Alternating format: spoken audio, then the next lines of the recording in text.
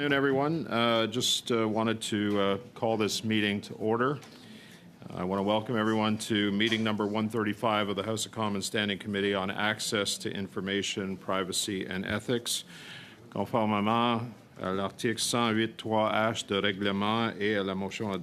Pursuant to Standing Order 1083H and the motion adopted by the committee on Tuesday, February 13, 2024, the committee is resuming its study of the impact of disinformation and of misinformation on the work of parliamentarians. I would like to welcome our witnesses today. Canada, we have Shane Huntley, Senior Director, Threat Analysis Group, who's joining us by video conference. We've got Jeanette Patel, who is the Director, Government Affairs and Public Policy Canada. From Meta Platforms, Inc., Rachel Curran is here, who is the Head of Public Policy Canada. And then we've got Lindsay Hundley, who is the Global Threat Intelligence Lead by video conference. From TikTok, Steve Dyer, Director of Public Policy and Government Affairs Canada. And Justin Ehrlich, who is the Global Head of Policy Development by video conference. And also from X Corporation, Wilfredo Fernandez, who is the Head of Government Affairs in the United States of America and Canada. I want to welcome you all to committee for this very, very important study. As you know, you all have up to 5 minutes to address the committee, and I'm going to start with Mr. Huntley. Mr. Huntley, who's online, if you can go ahead, sir, 5 minutes to address the committee. Hi there. I'll be addressing the committee on behalf of Google Canada. I apologize. Go ahead. Thank you. Thank you very much, Monsieur le Président, Mesdames et Messieurs. Mr. Chairman, members of the committee, my name is Jeanette Patel, and I am the Director of Governmental Affairs and Public Policy for Google in Canada. Remotely today by my colleague Shane Huntley, a Senior Director of Google's Threat Intelligence Group. Earlier this year, as part of our ongoing commitment to protect elections, Google created the Google Threat Intelligence Group, which brings together the industry-leading work of our Threat Analysis Group and the Mandiant Intelligence Division of Google Cloud. Google Threat Intelligence helps identify, monitor, and tackle threats ranging from coordinated influence operations to cyber espionage campaigns across the internet. On any given day, TAG tracks and works to disrupt more than 270 government-backed attacker groups from more than 50 countries and publishes its findings each quarter. Mandiant similarly shares its findings on a regular basis and has published more than 50 blogs to date this year alone, analyzing threats from Russia, China, Iran, North Korea, and the criminal underground. We have shared some of our recent reports with this committee, and Shane will be happy to answer your questions about these ongoing efforts.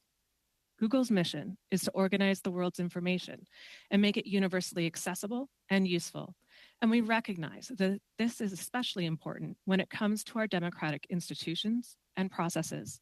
We take seriously the importance of protecting free expression and access to a range of viewpoints, and we recognize the importance of enabling the people who use our services to speak freely about the political issues most important to them. When it comes to elections integrity and security, our work is focused on 3 key areas. First and foremost is continuing to help people find helpful information from trusted sources through our products, which are strengthened through a variety of proactive initiatives, partnerships, and responsible safeguards. Beyond designing our systems to return high-quality information, we also build information literacy features into Google Search that help people evaluate and verify information, whether it's something they saw on social media or heard in conversations with family or friends. For example, our About This Image feature in Search helps people assess the credibility and context of images they see online by identifying an image's history and how it has been used and described on other web pages, as well as identifying similar images.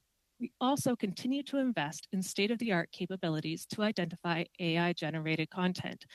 We have launched SynthID, an industry-leading tool that watermarks and identifies AI-generated content in text, audio, video, and images. On YouTube, when creators upload content, we now require them to indicate whether it contains altered or synthetic material that appear realistic, which we then label appropriately. And we will soon begin to use C2PA's content credentials, a new form of tamper-evident metadata, to identify the provenance of content across ads, search, and YouTube, and to help our users identify AI-generated material. When it comes to our own generative AI tools, Out of an abundance of caution, we're applying restrictions on certain election-related queries on Gemini and connecting users directly to Google Search for links to the latest and most accurate information. The second area of focus is working to equip high-risk entities like campaigns and elected officials with extra layers of protection, like our Advanced Protection Program and Project Shield, which are free services that leverage our strongest set of cyber protections for high-risk individuals and entities, including elected officials, candidates, campaign workers, and journalists.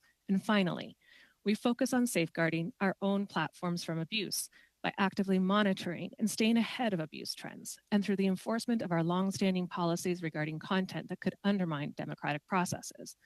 Maintaining and enforcing responsible policies at scale is a critical part of how we protect the integrity of democratic processes around the world.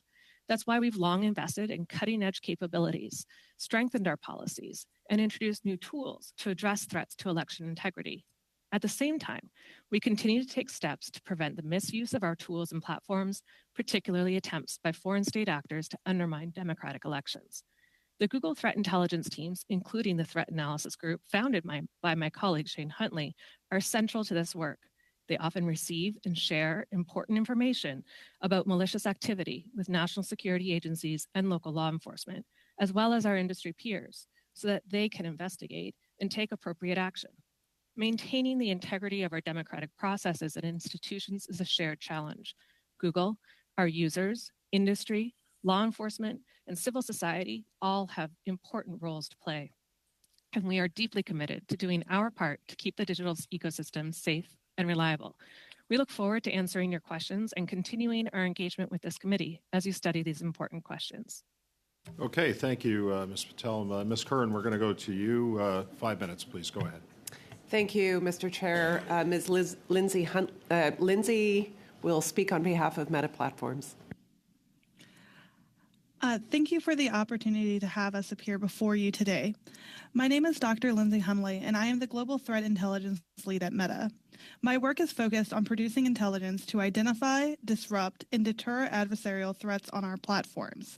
I've worked to counter these threats at Meta for the past 3 years, and my work at the company draws on over 10 years of experience as a researcher focused on issues related to foreign interference, including in my doctoral work at Stanford University and during research fellowships at both Stanford University and Harvard Kennedy School. I am joined today by Rachel Curran, the head of public policy for Canada. At Meta, we work hard to identify and counter foreign adversarial threats, including hacking and cyber espionage campaigns, as well as influence operations, what we call coordinated and authentic behavior, or CIB. Meta defines CIB as any coordinated effort to manipulate public debate for a strategic goal, in which fake accounts are central to the operation. CIB is when users coordinate with one another and use fake accounts to mislead others about who they are and what they are doing. At Meta, we believe that authenticity is a cornerstone of our community. Our community standards prohibit inauthentic behavior, including by users who seek to misrepresent themselves, use fake accounts, or artificially boost the popularity of content. This policy is intended to protect the security of user accounts and our services and create a space where people can trust the people and communities that they interact with on our platforms.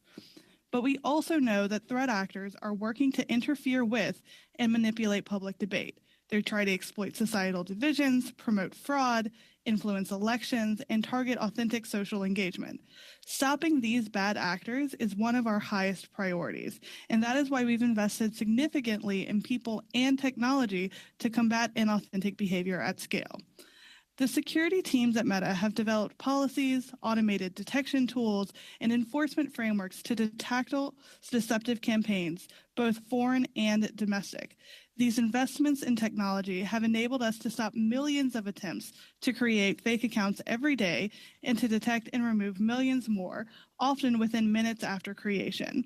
Just this year, Meta has disabled nearly 2 billion fake accounts, the vast majority, over 99%, which were identified proactively. Our strategy to counter these adversarial threats has 3 main components. First, expert-led investigations to uncover the most sophisticated operations. Second, public disclosure and information sharing to enable cross-societal defenses. And third, product and engineering efforts to build the insights derived from our investigations and turn them into more effective scaled and automated detection and enforcement. A key component of this strategy is our public quarterly threat reports. Since we began this work, we've taken down and disclosed more than 200 covert influence operations from 68 countries, which operated in 40 languages, from Amharic to Urdu to Russian and Chinese. And sharing this information has enabled our teams, investigative journalists, government officials, and industry peers to better understand and expose internet-wide security risks, including ahead of critical elections. We've also shared detailed technical indicators linked to these networks in a public-facing repository hosted on GitHub, which contains more than 7,000 indicators of influence operations activity across the internet. Before I close, I'd like to touch on a few trends that we're monitoring in the global threat landscape. To start, Russia, Iran, and China remain the top 3 sources of foreign interference networks globally. We have removed nearly 40 operations from Russia targeting audiences around the world, including 4 new operations in just this past quarter. Russian origin operations have become overwhelmingly one-sided over the past 2 years, pushing narratives to support those who are less supportive of Ukraine. Likewise, China origin operations have evolved significantly in recent years to target broader, more global audiences, including in languages other than Chinese. These operations have continued to diversify their tactics, including targeting critics of the Chinese government, attempting to co-opt authentic individuals, and using AI-generated newsreaders in an attempt to make fictitious news outlets look more legitimate. And finally, we've seen threat actors increasingly decentralize their operations to withstand disruptions from any singular platform. We've seen them outsource their deceptive campaigns increasingly to private firms, and we are also seeing them leverage generative AI technologies to produce higher volumes of original content at scale, though their abuse of these technologies has not impeded our ability to detect and remove these operations. And I would be happy to discuss any of these trends in more detail. I want to close by saying that countering foreign influence operations is a whole of society effort, which is why we engage with our industry peers, independent researchers, journalists, government, and law enforcement. So thank you so much for your focus on this work, and we look forward to answering your questions. Okay, thank you, Ms. Hundley. Next, we're going to go to Mr. Dyer. Mr. Dyer, you have up to 5 minutes to address the committee, sir. Go ahead. Good afternoon, Mr. Chair and committee members. My name is Steve Dyer, and I'm the Director of Public Policy and Government Affairs for TikTok Canada. I'm joined today by my colleague, Justin Ehrlich, the Global Head of Policy Development for TikTok's Trust and Safety team, and he's joining virtually from California. Thank you for the invitation to return to your committee today to speak about the important issue of protecting Canadians from disinformation. The topic of today's hearing is important to us, to the foundation of our community, and to our platform. TikTok is a global platform where an incredibly diverse range of Canadian creators and artists have found unprecedented success with global audiences, where Indigenous creators are telling their own stories in their own voices, and where small businesses like Hamilton's Dessert Co., Mississauga's Realm Candles, and of course Smiths Falls McMullen Appliance and Mattress are finding new customers, not just across Canada, but around the world. Canadians love TikTok because of the authenticity and positivity of the content, and so it's important and in our interest to maintain the security and the integrity of our platform. To do this, we invest billions of dollars into our work on trust and safety. This includes advanced automated moderation and security technologies and thousands of safety and security experts around the world, including content moderators here in Canada. We also employ local policy experts who help ensure the application of our policies consider the nuances of local laws and culture. When it comes to mis- and disinformation, TikTok takes an objective and robust approach. To start, our community guidelines prohibit misinformation that may cause significant harm to individuals or society, regardless of intent. To help counter mis- and disinformation, we work with 19 independent fact-checking organizations to enforce our policies against this content. In addition, we invest in elevating reliable sources of information during elections, during unfolding events, and on topics of health and well-being. We relentlessly pursue and remove accounts that break our deceptive behavior rules, including covert influence operations. We run highly technical investigations to identify and disrupt these operations on an ongoing basis. We have removed thousands of accounts belonging to dozens of networks operating from locations around the world, and we regularly report on these removals in our publicly available Transparency Center. Addressing disinformation is an industry-wide challenge that requires a collaborative approach and collective action, including both platforms and government. At the heart of this collaboration lies transparency and accountability, which we believe are essential to fostering trust. We're committed to leading the way when it comes to being transparent in how we operate, moderate and recommend content, empower users, and secure our platform.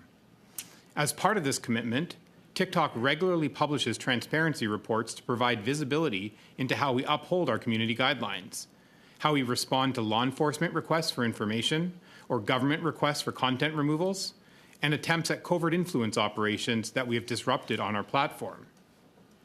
Our commitment to transparency is also guiding our work with Canadian officials, including in the National Security Review of TikTok under the Investment Canada Act. We have been working with officials to ensure they understand how our platform operates, including how we protect Canadians' user data and defend against things like disinformation and foreign interference. As part of this process, last year we offered Canadian officials the opportunity to review and analyze TikTok's source code and algorithm. While the government has not yet taken us up on this opportunity, we are hopeful that they will do so, and we will continue to work collaboratively with the government in the best interest of Canadians. Such collaboration will be critical as we approach the next federal election. In 2021, TikTok worked with Elections Canada to build an in-app hub that provided authenticated information on when, where, and how to vote. That year, we were also the only new platform to sign on to the PCO's Canada Declaration on Electoral Integrity Online. As we approach the next election, we will be building upon these efforts and leveraging learnings and best practices from other elections taking place around the world, including in the US. Finally, I'd be remiss not to mention that today's meeting is taking place during Media Literacy Week, which is an annual event promoting digital media literacy across Canada. Also, yesterday was Digital Citizen Day, which is a day that encourages Canadians to engage and share responsibly online. Education plays a critical role in empowering Canadians to be safe online and build resilience against mis- and disinformation. In Canada, these events are led by Media Smarts, a Canadian nonprofit and a global leader in this space whose work TikTok is very proud to support. We look forward to sharing more with you about how we are addressing these important issues, and thank you again for the invitation to speak with the committee today. Okay, thank you, Mr. Daer. We're going to go to X now. Mr. Fernandez, you have 5 minutes to address the committee. Go ahead, please. Chairman Broussard, Vice Chairs Fisher and Villemure, and members of the committee, thank you for the opportunity to be with you here today. It's an honor. My name is Wilfredo Fernandez, and I have the pleasure of leading government affairs and public policy at X in the U.S. and Canada. We know that X is a critical platform in the public debate around elections. Through September of this year, there have been over 850 billion impressions, 79 billion video views, and 4 billion posts related to politics globally. We are proud that our platform powers democratic discourse around the world, and for us, authenticity, accuracy, and safety are fundamental to our approach to elections. Our consideration of authenticity has two principal dimensions: accounts and conversations. Our safety team proactively monitors activity on our platform and employs advanced detection methodologies to enforce our rules related to authenticity, such as platform manipulation and spam and misleading and deceptive identities. Whether state-affiliated entities engaged in covert influence operations or generic spam networks, we actively work to thwart and disrupt campaigns that threaten to degrade the integrity of the platform. Through our verification program, we have profile labels that signal the authenticity of accounts, including brands and governments. The gray checkmark helps the public know when they are hearing from or interacting with a verified government actor, whether an elections official, law enforcement, or their representatives. We want X to be the most accurate source of information on the internet, and that's why we have deeply invested in the development and expansion of Community Notes, which now empowers over 800,000 contributors in 197 countries and territories to add helpful context to posts, including advertisements. A recent study from the University of Gießen in Germany found that across the political spectrum, community notes were perceived as significantly more trustworthy than traditional simple misinformation flags. It also found that community notes had a greater effect on improving people's identification of misleading posts. Separate studies from Gießen and the University of Luxembourg show that posts with notes are shared 50 to 61% less and deleted 80% more. We'd be happy to submit these studies for the record. Deepfakes, shallow fakes, AI-generated photos, out-of-context media, and similar content are a source of public concern. This past year, we put a new superpower into contributors' hands, allowing them to write notes that are automatically shown on posts with matching media. To give you a sense of the multiplying effect this has, the around 6,800 media notes that have been written are now showing on over 540,000 posts and have been seen nearly 2 billion times. We've also introduced, by popular demand, the ability for anyone to request a community note. With enough requests, top contributors will be alerted and can propose notes. For everyone on X, it's a way to help. For contributors, it's a way to see where help is needed. Posts with a community note are also demonetized. We strongly believe that freedom of speech and safety can and must coexist, and the election context brings a diverse set of challenges covering abuse and harassment, violent content, deceptive identities and impersonation, violent entities, hateful conduct, synthetic and manipulated media, and misleading information about how to participate and vote. At X, every year is an election year, and our policies and procedures are constantly being revised to address evolving threats, adversarial practices, and malicious actors. For us, planning begins well in advance of these elections. All relevant working groups internally collaborate to lend their expertise and experience in planning and to participate in enforcing these rules before, during, and after elections. We continue to invest in our team and our technology to strengthen our capabilities. Our efforts extend well beyond content moderation and include proactive initiatives to direct those on our platform to authoritative and reliable sources around election participation. We engage directly with regulators, political parties, campaigns, candidates, civil society, law enforcement, security agencies, and others to ensure that clear lines of communications are established to broaden our visibility into the threat landscape and ensure that external partners have a resource here at X. For example, over the last year, on multiple occasions, we've engaged productively with Canada's Rapid Response Mechanism, and as a result, have taken down networks of accounts, including those linked to a Chinese information operation called Spamouflage. We appreciate the helpfulness of the mechanism and will continue to maintain open lines of communication in the lead up to the next federal election in Canada. Thank you again for the opportunity to be with you today and look forward to any questions you may have. Okay, thank you, Mr. Fernandez, and thank you to all our witnesses for their opening statement. Members of the committee, we are fortunate that we have all four of the major players on social media here today, which poses its own problems, and that is I'm going to ask every member to direct their questions specifically to an individual. Okay, that'll save us some time in guessing who's going to answer.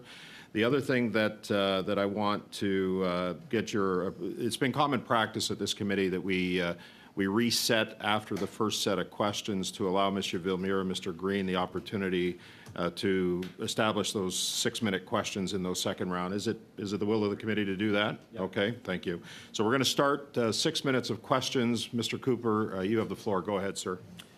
Thank you, Mr. Chair. Thank you to the witnesses. I'll start with Mr. Fernandez. Which foreign state is the most active in spreading or attempting to spread disinformation in Canada on your platform? So from our experience over the past year, the Spamouflage campaign, which is linked to China, has been the most active.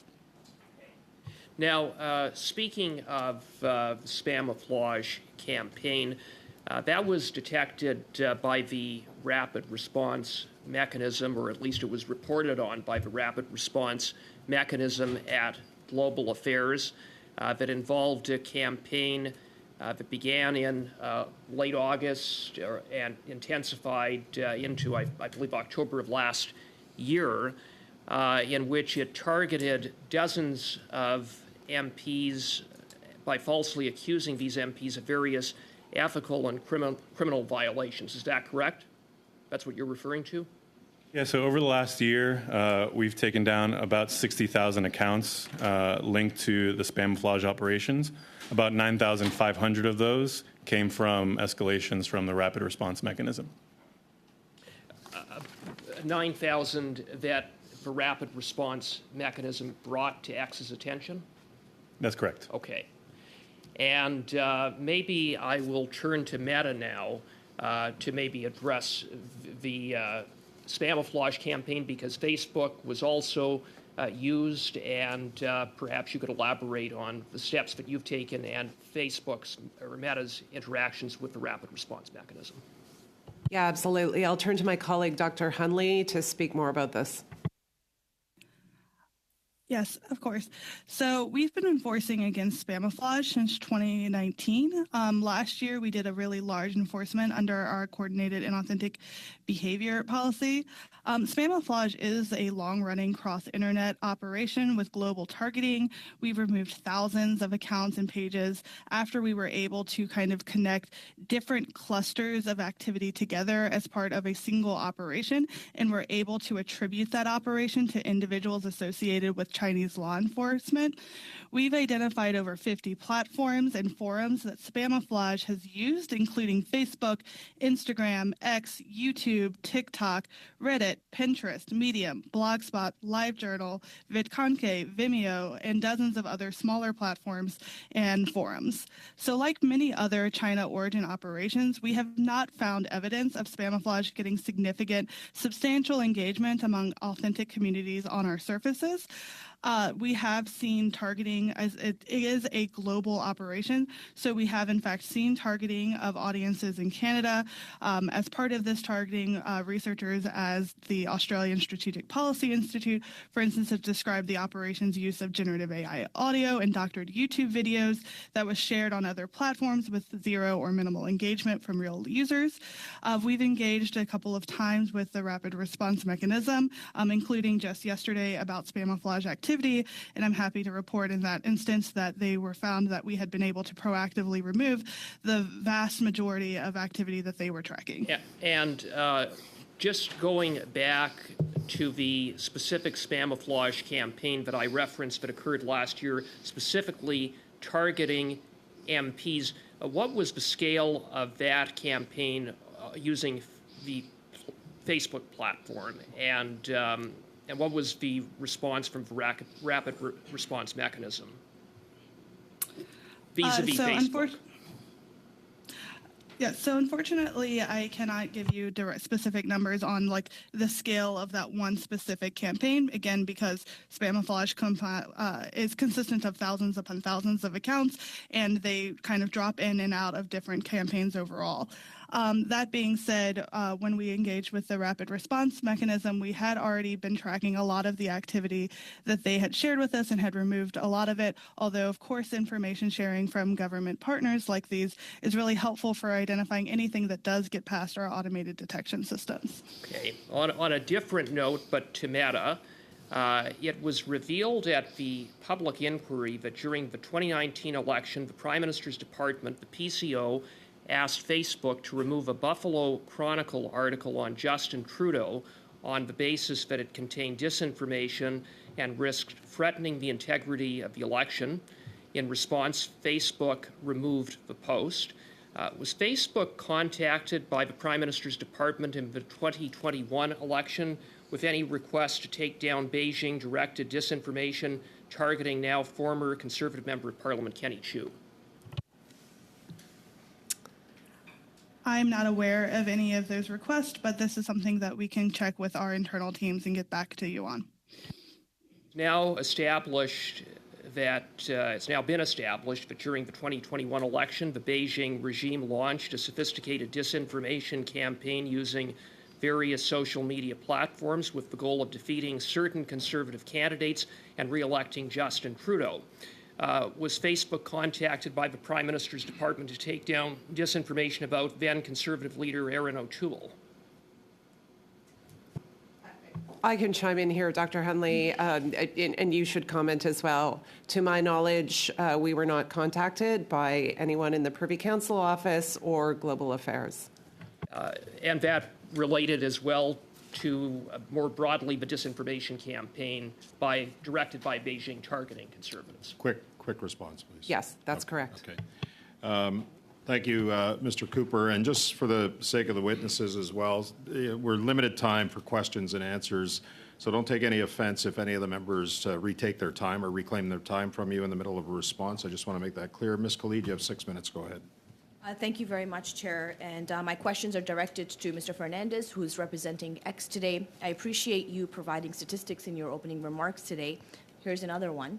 A 2021 study found that in 5 G7 countries, Twitter had, quote, statistically significant difference favoring the political right wing. The study found that Canada had the largest discrepancy between the right and left, with Liberals having an amplification of 43% compared to 167% for Conservatives.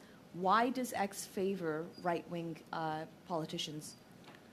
So our mission, our operations, our ethos are politically agnostic. Our algorithms actually don't factor in political sentiment and how they recommend content. So I will ask you, does X provide financial support to any conservative or right-wing politicians in Canada? No, X does not engage in any political giving anywhere in the world. So in May of this year, X announced that it would be funding Pierre Poilievre's conservative candidate Matt Strauss in his lawsuit with a Canadian university over vaccine misinformation. Matt Strauss has been active on X promoting anti-establishment conspiracy theories, claiming that the WEF is directing government policy and spreading vaccine misinformation on Russian propaganda channel RT. How much financial support has been received to date by this Pierre Poilievre's conservative candidate from X? Again, X does not engage in any political giving.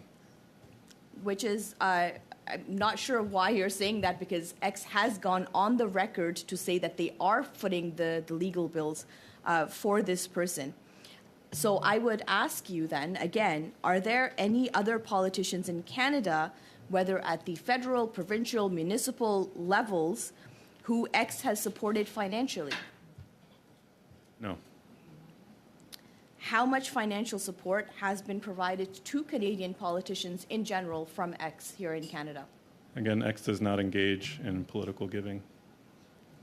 Does X have mechanisms in place to ensure that any money that has been provided, whether it's to your knowledge or not, and I'm hoping that you will come back with that information that is being used for the intended purposes? And as I say, Mr. Fernandez, it is on the record that X has agreed that it is footing the bill for this conservative candidate for their legal fees. And I would like to know more information about X's involvement with our Canadian democratic process. Yeah, I'm happy to follow up with more information on our efforts around the world to support folks who are dealing with issues of freedom of speech.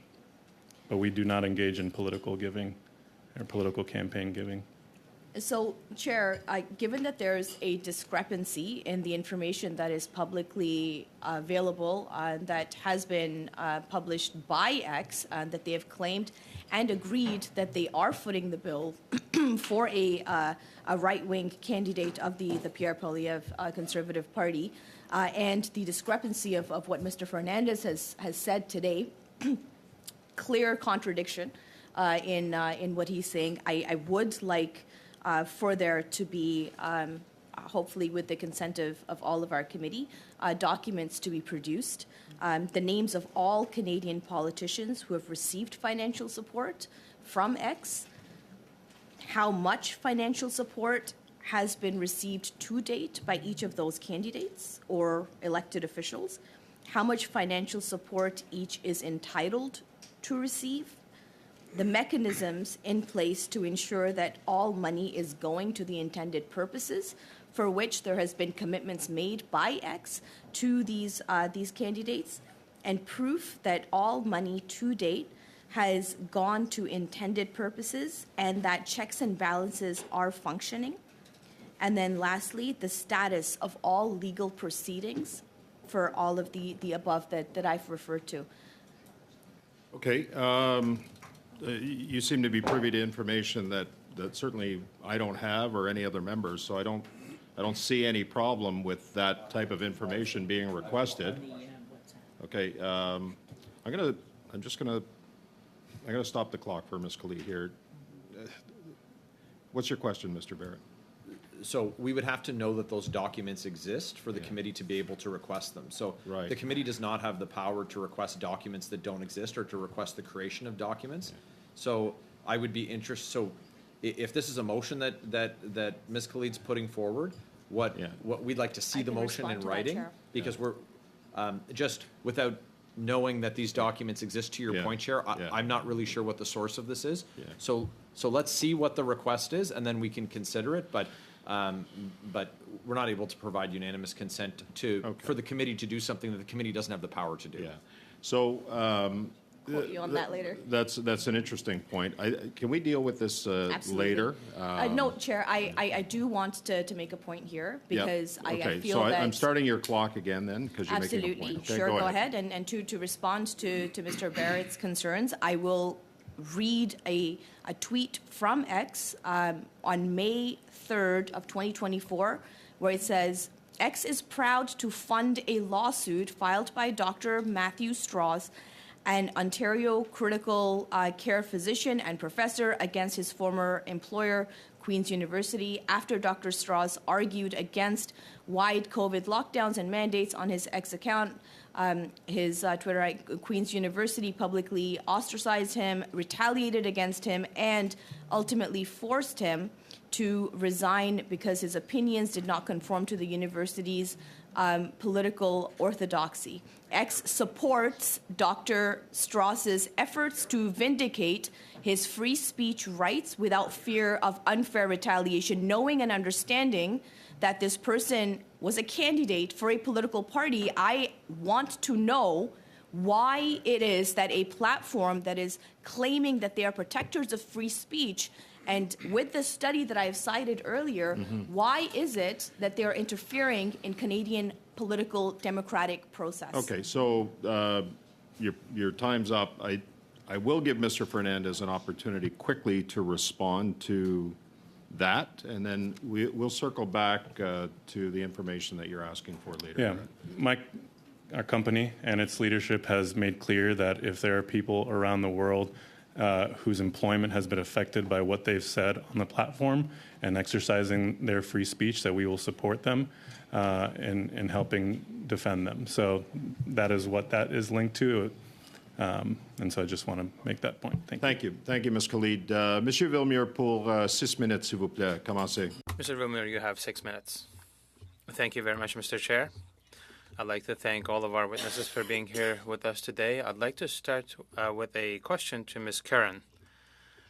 We already had the opportunity of communicating on this. So we've had many experts that appeared before us and told us that this information in Finland was quashed, if you will, mostly through the education system. But secondly, also, they have a very strong media structure, and local media is severely impacted by the decision of Facebook of not engaging in or taking part in the deliberations with regard to the recent bill.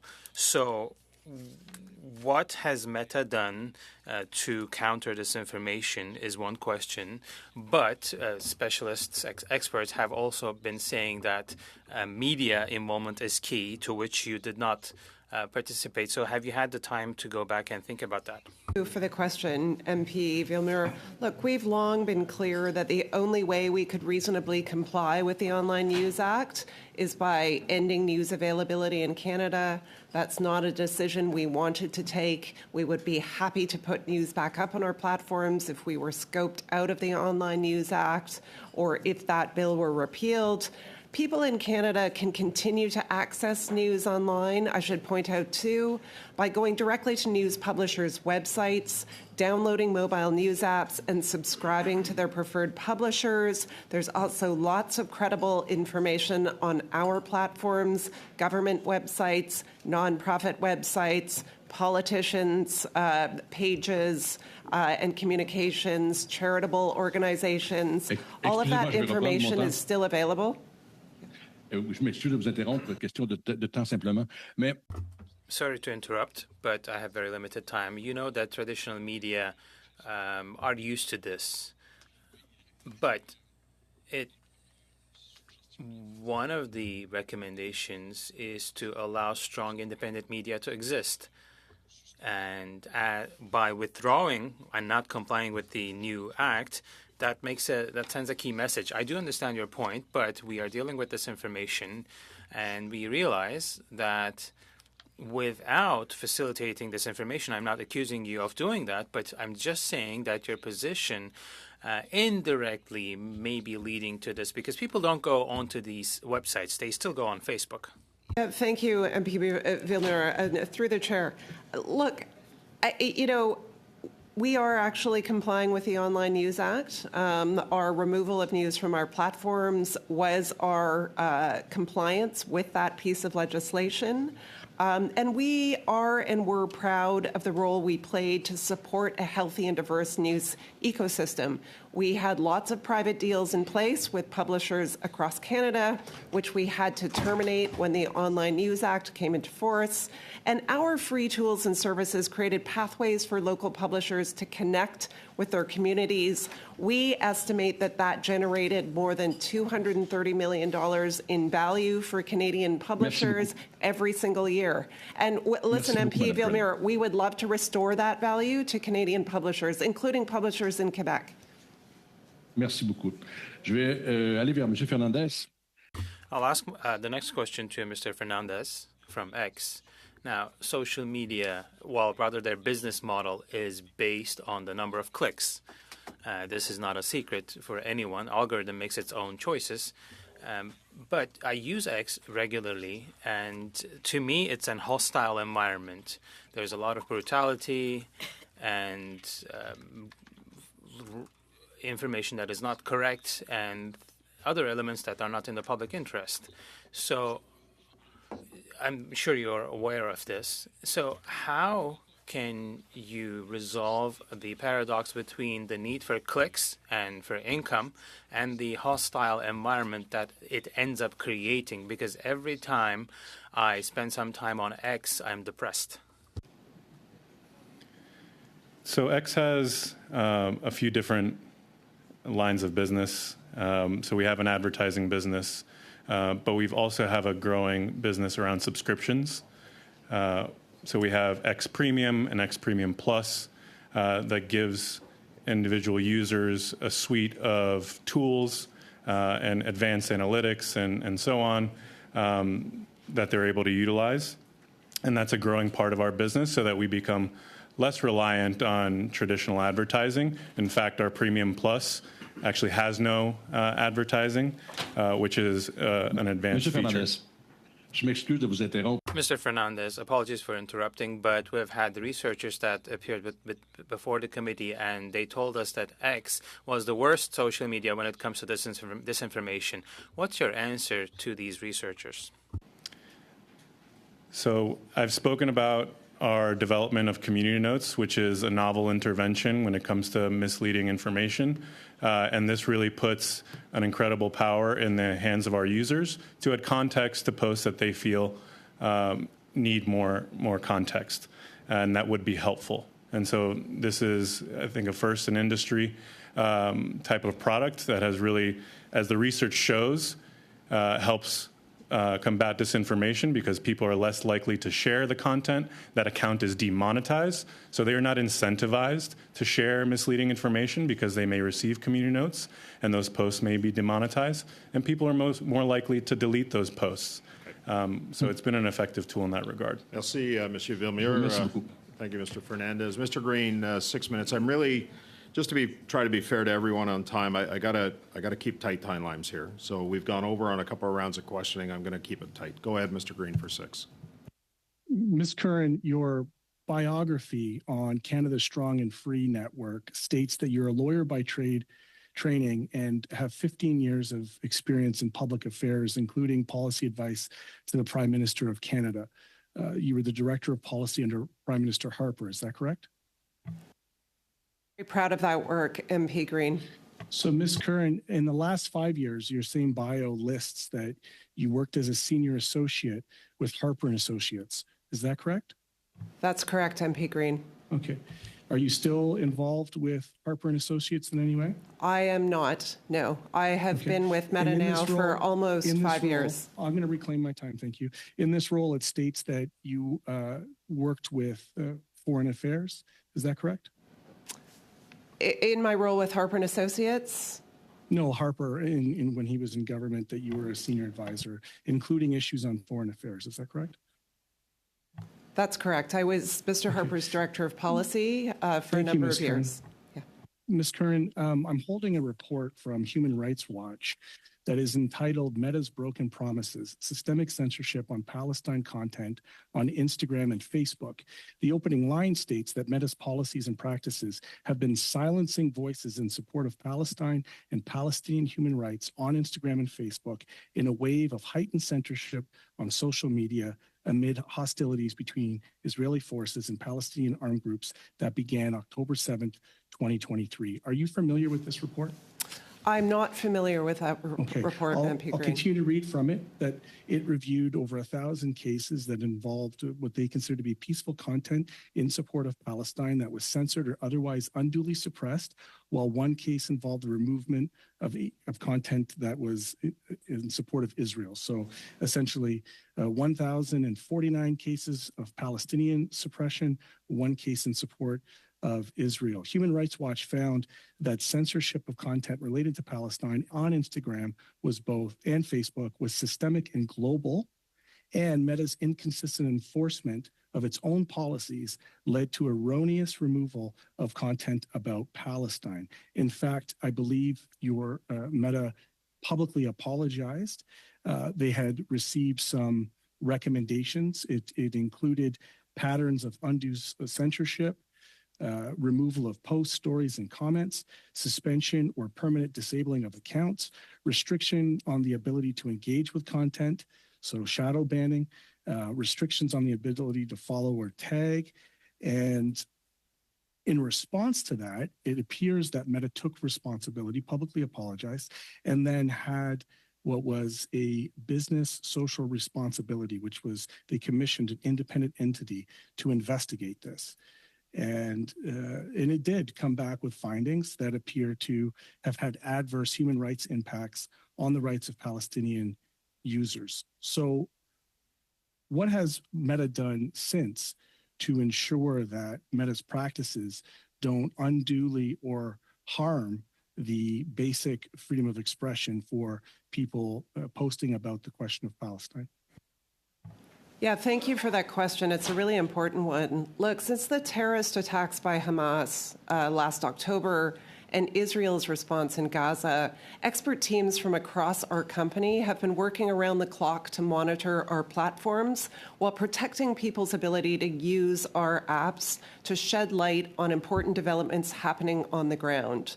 We quickly established a special... Well, look, do you want to hear the answer, MP Green, or do you want to posture politically? I want to talk about something. I want to talk about something positive. I want to give you an opportunity. Well, I'm happy to answer your question. It's my time, Ms. Curran. It's my time. Thank you. Mr. Green, go ahead. I'm going to reference a New York Times article by Sharina Franken, who it states that Israel secretly targeted U.S. lawmakers with influence campaign on the Gaza war.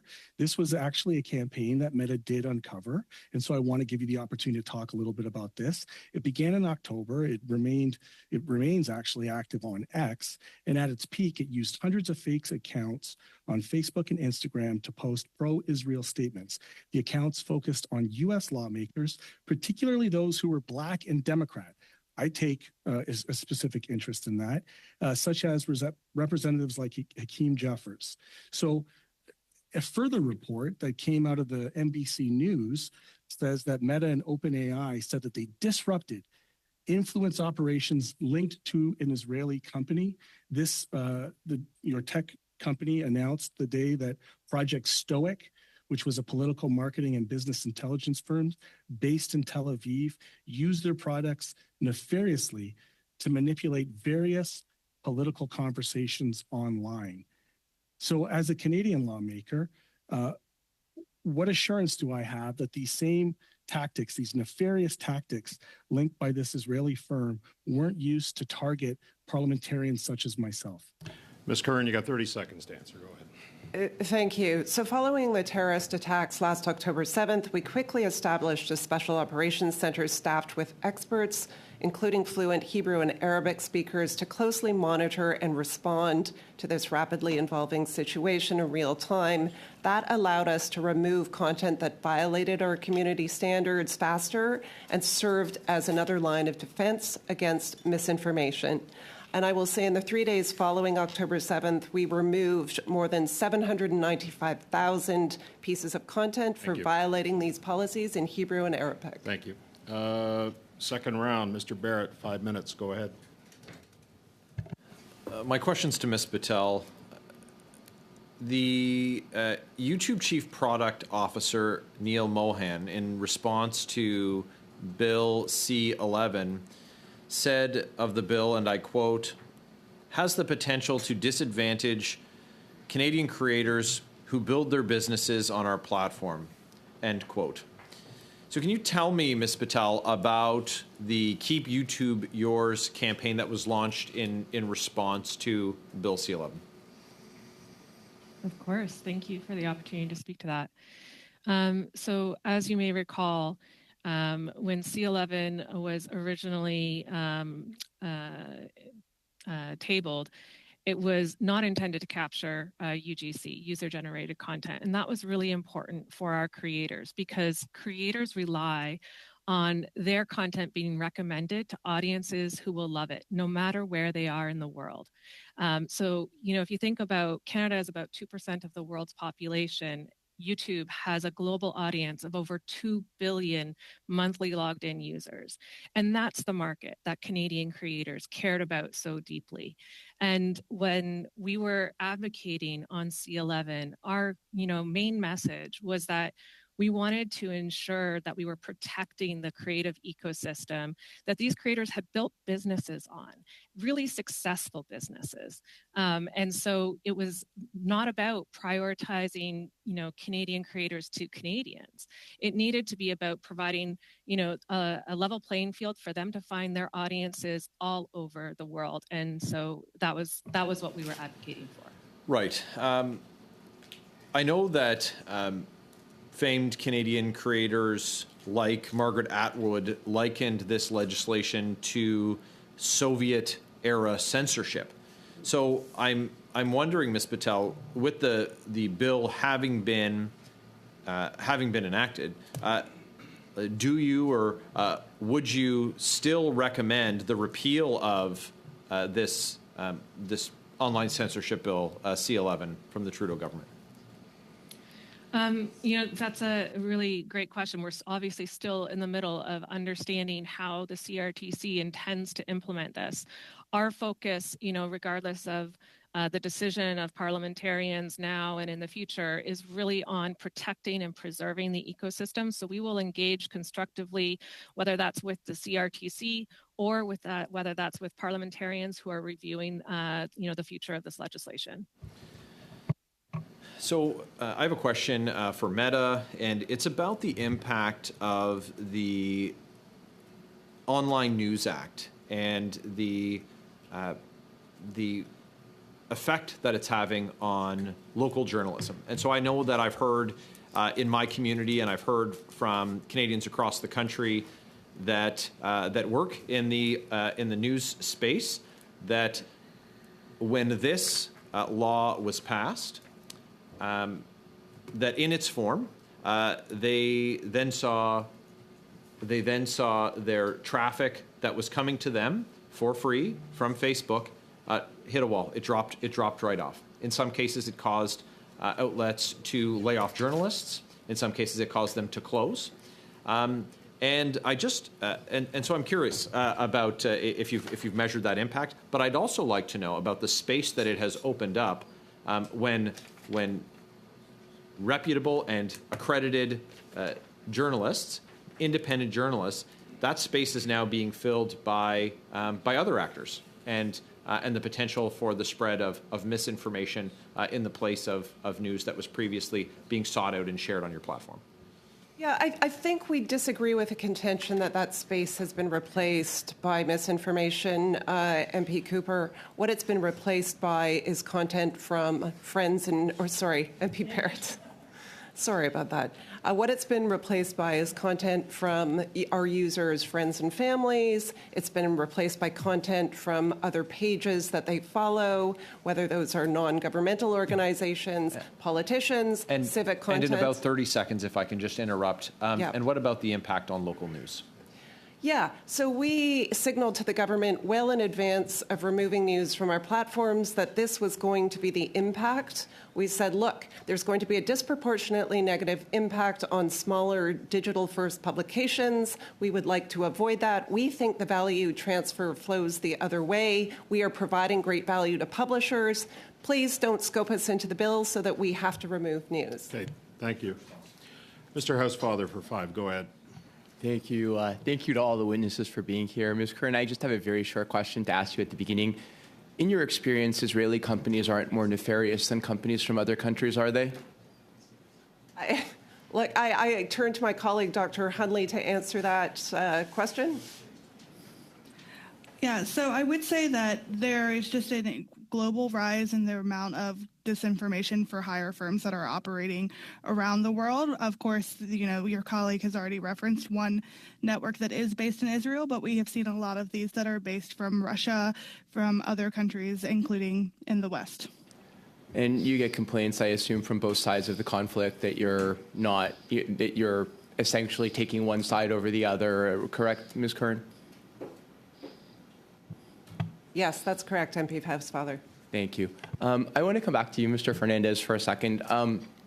So at the end of the last round of questioning from Ms. Khalid, you did acknowledge that you were funding the lawsuit of Mr. Strauss, and you said that you would fund lawsuits, or X would fund lawsuits to people who lost their jobs related to comments they made on the platform.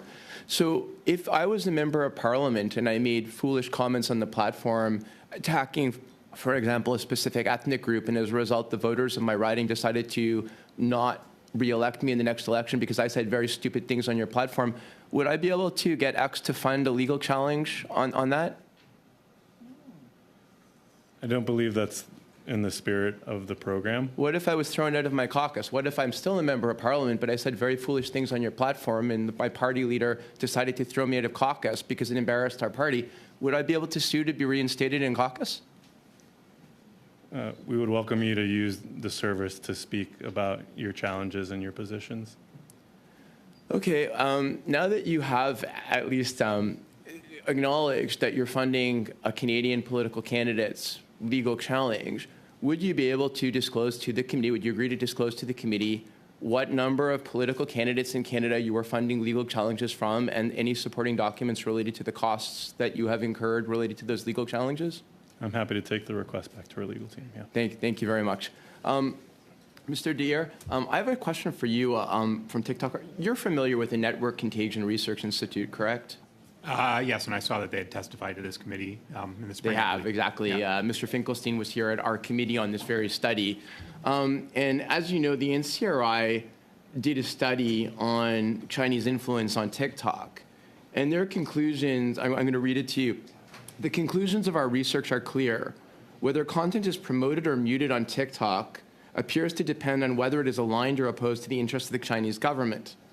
As the summary data graph below illustrates, the percentage of TikTok posts out of Instagram posts are consistently range-bound for general political and pop culture topics, but completely out of bounds for topics sensitive to the Chinese government, such as, for example, the Uyghurs.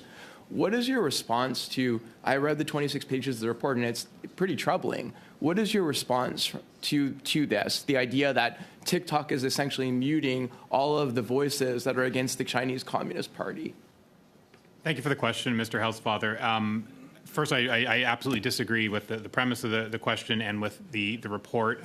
We have serious concerns. You disagree with the premise of my question? The premise of my question was simply that the report found that you were doing this. Do you disagree that the report found that you were doing this? We disagree with the methods. Okay, but that's not the premise of my question. The premise of my question was the report said this. Okay. And what was your opinion on the report? Our opinion on the report is that it used extremely flawed methods. It's misleading. There's no industry and no peer-reviewed research. Previous research done by that organization has been debunked by other outside analysts. Their method was creating fake accounts that interact with our platform in a way that normal human users would never do it. So we have serious concerns about that report and their conclusions. So the methodology of the report, as I understand it, and again, I can only understand it from what the report says is its methodology, is on November 13th, 2023, TikTok issued a letter defending itself against accusations of anti-Israel and anti-Jewish bias, which is something that I've actually been in discussions with TikTok on. And I agree that TikTok is doing its best to try to confront that. TikTok prolifically compares relative hashtags between its platforms and Instagram to buttress this argument. We have replicated TikTok's methodology that is in this letter of November 13, 2023, to assess whether anomalies exist regarding the relative representation of issues on TikTok versus Instagram.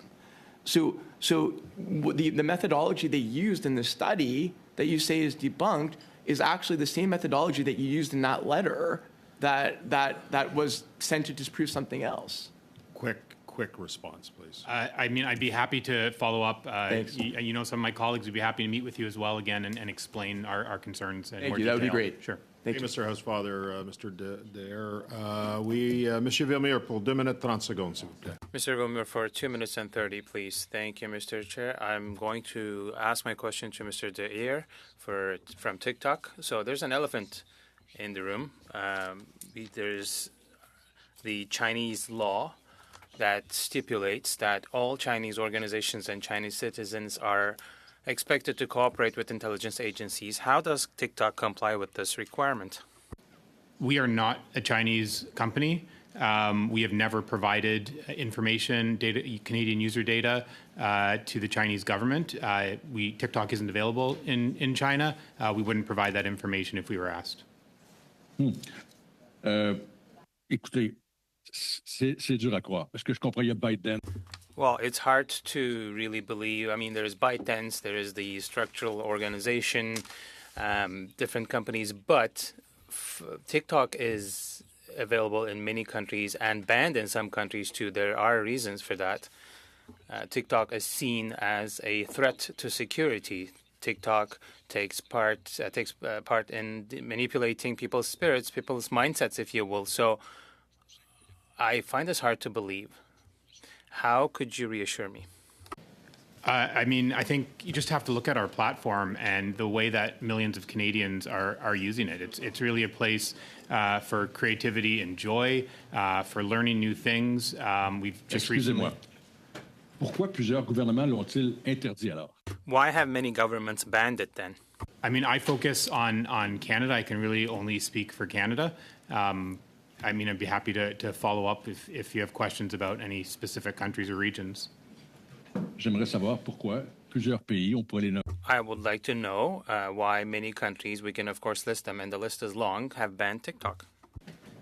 Again, I am happy to answer questions about Canada. That's my role. That's what I'm here to talk about today. We are very proud and confident of the work that we do to protect our platform, to protect user data, Canadian user data, and our moderation practices are open and transparent. As I talked about in my opening statement, we have global public community guidelines, and that's what we make our content moderation decisions based on. Merci beaucoup, Monsieur le Président. Okay, merci, Monsieur Villemure. Mr. Green, for 2.5. Go ahead, please. Thank you very much. My first question is to Google. Is Google a signatory of the EU Code of Practice on Disinformation? Thank you for the opportunity to speak to this. Yes, I believe that Google is a signatory. Thank you. The next question is for Meta. It's the same. Is Meta a signatory to the EU Code of Practice on Disinformation? I don't know the answer to that question, but would be happy to follow up. I can add, we are. Yes. Thank you. My next question is for TikTok. TikTok, are you a signatory of the EU Code of Practice on Disinformation?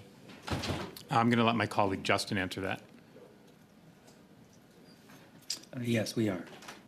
The last question is the same, and it is to X. Are you a signatory to the EU Code of Practice on Disinformation?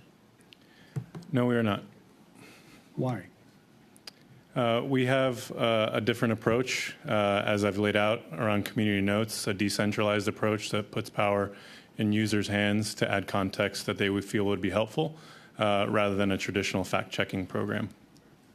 Who is the chair? Who is the majority shareholder and chair of X?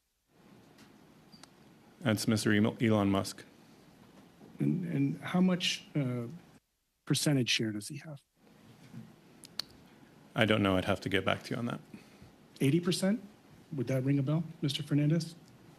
I'm not sure. I'd have to get back to you on that. Okay. Well, would you agree that Mr. Elon Musk is the chair, correct, of X? That's correct. He's chair, head of product, and chief technology officer. So he's also an executive officer on X.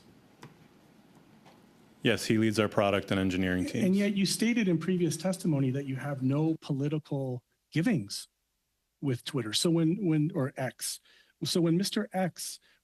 Elon Musk has, as referencing an NBC News article, misleading election claims have accrued 1.2 billion views on X, new analysis says, under the Nonprofit Center for Countering Digital Hate, said that his debunked claims are spread widely and don't appear to be subject to X's community notes fact-checking system. So you're not signing on to the EU code, and yet your chair has 1.2 billion views of misleading election claims. As a representative of the company, what do you have to say about that? Quickly. So no user is above community notes. In fact, he has received several. And no one at X has the ability to place or remove a community note. Okay, Mr. Caputo, you're up for 5. Go I ahead. find that very difficult to believe. I find that, in fact, impossible Sorry, to believe. Mr. Green, your time's up. Mr. Caputo, go ahead. 5 minutes. Thank you, Mr. Chair. I want to pick up where the Liberals have seemingly taken a study on misinformation and trying to spread more misinformation. What else is new with that? Mr. Fernandez, could you please take a minute to expand on the nature and role of X's legal funding program? As I've shared before, the goal of the program is to support individuals whose employers have impacted their employment as a result of things that they've said on the service. So to be clear, is the support that's provided in this case to the person, Dr. Strauss, it's related solely to employment and not political candidacy? That's correct. And in this specific case, is it related solely to his forced resignation from Queen's University? I don't have all the details of that particular case in front of me, but I'd be happy to follow up with more. Thank you.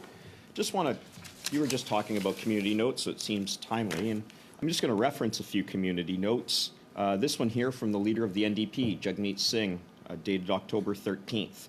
Last year, Cenovus raked in $37 billion in profits and a whopping $64 billion in 2022. There is a community note on that with a link to Yahoo Finance News.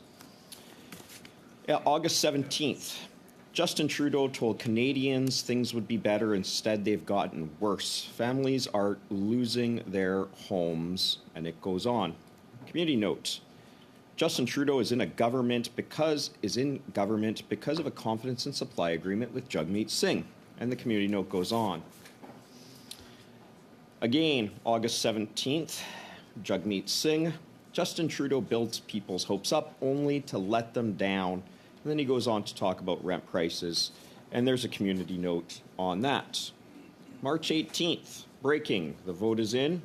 We have forced the Liberals to stop selling arms to the Israeli government, support the ICC and the ICJ, place sanctions on extremist settlers, and much more. Committee note. A motion in the House in question does not force the Liberals to do anything. It goes on. March 7th, another community note. February 27th, This is another one. This is actually a very interesting one. 80% of the grocery market is controlled by 5 corporations. And then he goes on and says both Liberal and Conservative parties receive campaign donations from the 3, Sobeys, Metro, and you guessed it, Loblaws. Metro is a really interesting, that it's added there, given that his brother lobbies for them. The claim in the Post is false. Corporate donations to federal political parties have been forbidden by law in Canada for over 15 years. It's kind of like when the Liberals say assault-style weapons, which have been illegal for 40 years, and they know it. Another one on conflicts of interest. So what do we have? 8 community notes. Have you ever seen a political leader in Canada who's been community noted this many times? I'm not sure, but all the data related to community notes is publicly available and publicly accessible. It's uploaded every single day, going back to the inception of the program, which allows researchers around the world to study the system. Not to be outdone, the Deputy Prime Minister, I'm looking at August 23, 2021. Great day, my anniversary. A video tweet, this is from CBC no less, a video tweeted by incumbent Liberal candidate Chrystia Freeland, Finance Minister and Deputy Prime Minister now, who served as Deputy Prime Minister in Justin Trudeau's government, was given a label Sunday from Twitter which marked it as manipulated media. Have you ever seen anybody this high in government community noted, Mr. Fernandez?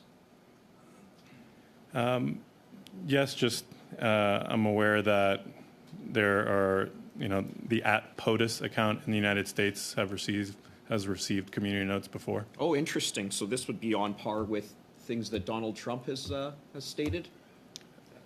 Or Joe Biden, sorry? Is that where you're going? The @POTUS account has received community notes before, yes. Interesting. Okay. Let's get on here now to... 30 seconds, Mr. Caputo. Okay. I apologize. I thought that I was going to be having a little bit more time here. We have heard all about Russian disinformation, and this can go to Mr. Fernandez or Ms. Kern. All we hear about in Parliament is far-right Russian disinformation. Isn't it true that the greatest source of disinformation, particularly when it came to the 2021 election and what resulted in Mr. Kenny Chiu losing his seat, was actually from the PRC? Is that correct? We may have to come back. I'm going to give you like one-word answer.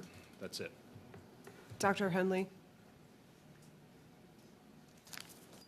I cannot quantify the amount of disinformation in the 2021 election. You can circle back on that. Mr. Fisher, for 5 minutes. Go ahead. Thank you, Mr. Chair, and thanks to all our witnesses for being here today and making the trip. My questions are also no surprise to X. Mr. Fernandez, does X collaborate with any partners, external organizations, or professional fact checkers to address disinformation? No, we do not have a traditional fact-checking program. We have developed community notes. In your opening statements, you talked about, the desire of X to be, forthright and honest, and you said, and I sort of quote you, but I might have gotten it wrong, a critical platform as it pertains to elections. Now, your CEO, Elon Musk, has been trafficking disinformation on X as it relates to the 2024 U.S. presidential election coming up this November. On October 4th, he retweeted a false claim that said as many as 2 million non-citizens had been registered to vote in Texas, Arizona, and Pennsylvania. On October 19th, he retweeted a post suggesting that the state's voter rolls were likely to contribute to widespread fraud. These were all debunked, and there are numerous other instances as well of election disinformation, and this is the CEO. So clearly your in-house fact-checking is not working, but my question to you is how can Canadians be sure that Elon Musk and other ex-employees will not spread disinformation about Canadian federal, provincial, municipal politicians, especially given that he's already opined on the platform X about Canadian affairs previously? So we have a particular policy called the Civic Integrity Policy around elections, and that is specifically focused on violations that may provide misleading information about how to participate in an election or try and intimidate people from voting. And so that would be applicable in a Canadian election context. Do X users play any role in reporting disinformation? How does that work? So that is where Community Notes comes into play. So we have a network of now 800,000 contributors around the world, including over 30,000 Canadians that have enrolled in the program. In order to become a contributor, you need an account in good standing, an account for at least 6 months, and a verified phone number. And then you apply, and we onboard folks every week in a fair and randomized process. And then they have the ability to start rating notes for their helpfulness, whether it contains a high-quality citation, whether it directly addressed the post claim, whether it's easy to understand, and whether it contains neutral or unbiased language. And then we use what's called a bridge ranking algorithm. And so for a post to have a community note, contributors who have historically disagreed on the helpfulness of community notes actually agree that this note is helpful. That's when it ends up on the post. It's called a bridge ranking algorithm. Okay, thank you. I'm going to go to either Dr. Hundley or Ms. Curran. I first got into politics in 2009, and I ran against 6 other people municipally. And I think that the reason I won was because I was early on Facebook. None of the other candidates I ran against even had a Facebook page, and I had somewhere around 1,000 friends on Facebook at the time. So in your opening comments, or maybe it was Dr. Hundley that said it, I can't remember, talked about finding millions of fake accounts and deleting them. Is that a drop in the bucket? Is there billions of fake accounts? Because it seems to me that an aunt of mine has had about 700 fake accounts, and they're still there. I've been an immigration lawyer with my picture. I've been just about every possible profile out there, and that's just me. And a lot of them are still there, and when we report them, they don't come down. So I agree that if you're able to take down millions of fake accounts, that's great. But do you need more capacity? Do you see that as still as a problem? Are there billions out there?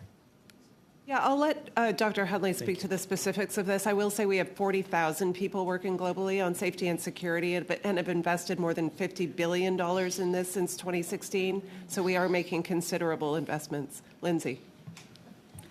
Yeah, what I would say is that, I mean, there's not a static number of fake accounts that just exist, right? They're fake accounts that are getting created every day, and we are taking them down often within minutes within their creation. I think the thing that's important to understand is that when you're operating at the scale that we are operating at, it is hard to tell when a new account is a fake account versus a just new account that hasn't been aged. So we have to apply a lot of different levers to be able to distinguish between those. And if we're not sure, we'll put a fake account into like an identity checkpoint or a thing like that. So I don't think that this is an issue of capacity. It is just an issue of this is what it looks like when you're operating on the internet. Okay, thank you, Mr. Fisher. And I can attest to that. Just last week, I had a fake account taken down through Meta after my staff found it. And I thought it was your charm that propelled you to victory, not your 1,000 followers on Facebook page. That concludes our first round. We're going to reset for 6-minute rounds. I'm going to go with Mr. Cooper for 6. Go ahead, sir. Thank you, Mr. Chair. I'll direct my questions to Mr. Fernandez. The Trudeau government has introduced Bill C-63, known as the Online Harms Act, and it has been characterized as Orwellian by Margaret Atwood. The Atlantic has published an article in which it labeled the bill as Canada's extremist attack on free speech, and the bill has been characterized as the worst assault on free speech in modern Canadian history.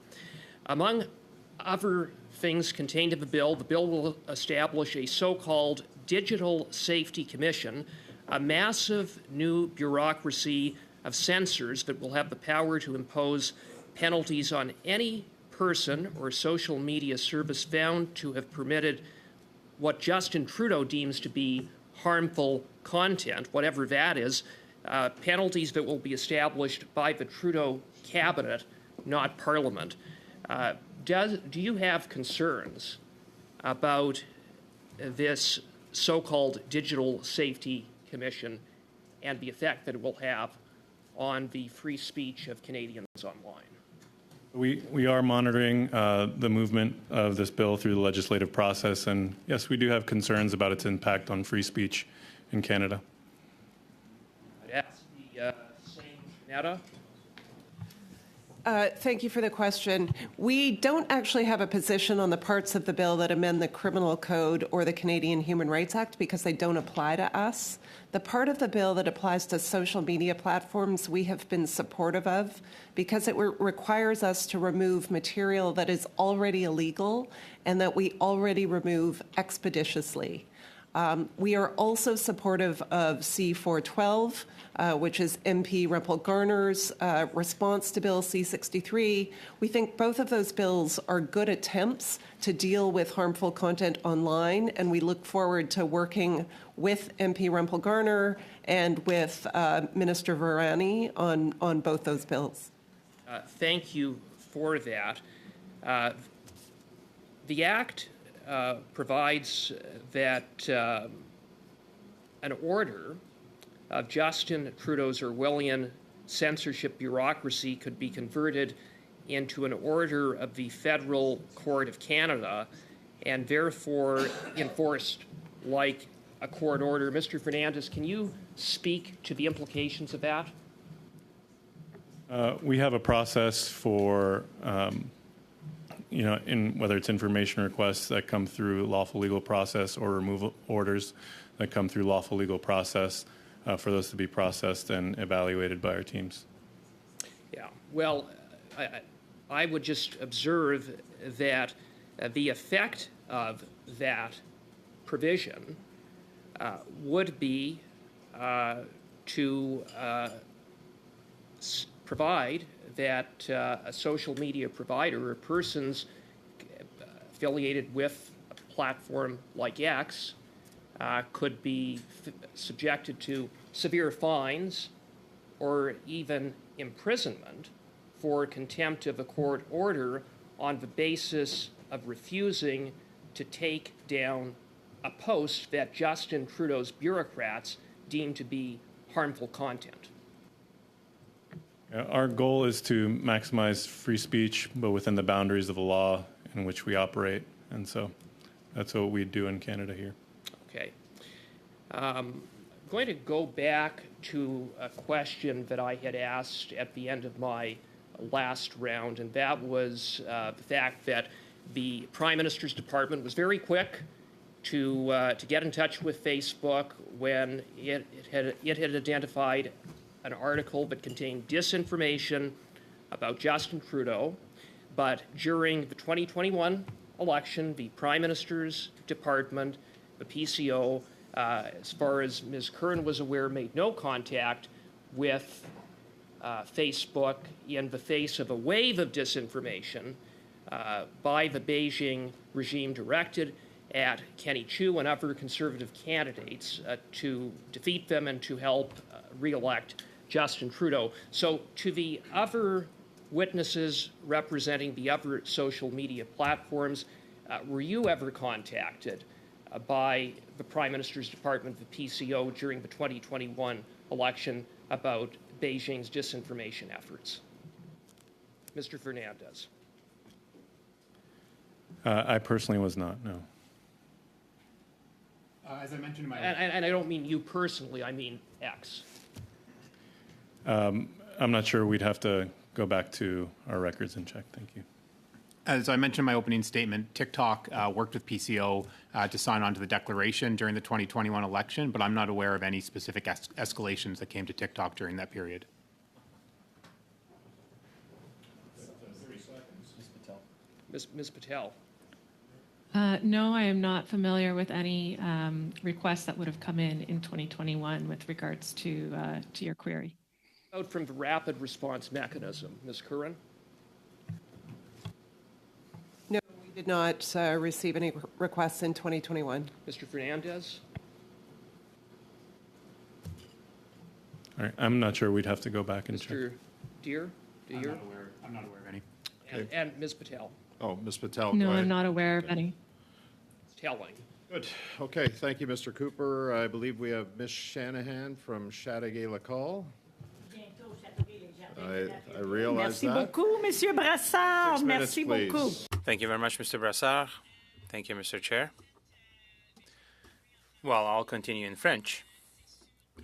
And it's clear that Facebook, as we refer to it in Chateauguay, is very popular among the people in my riding.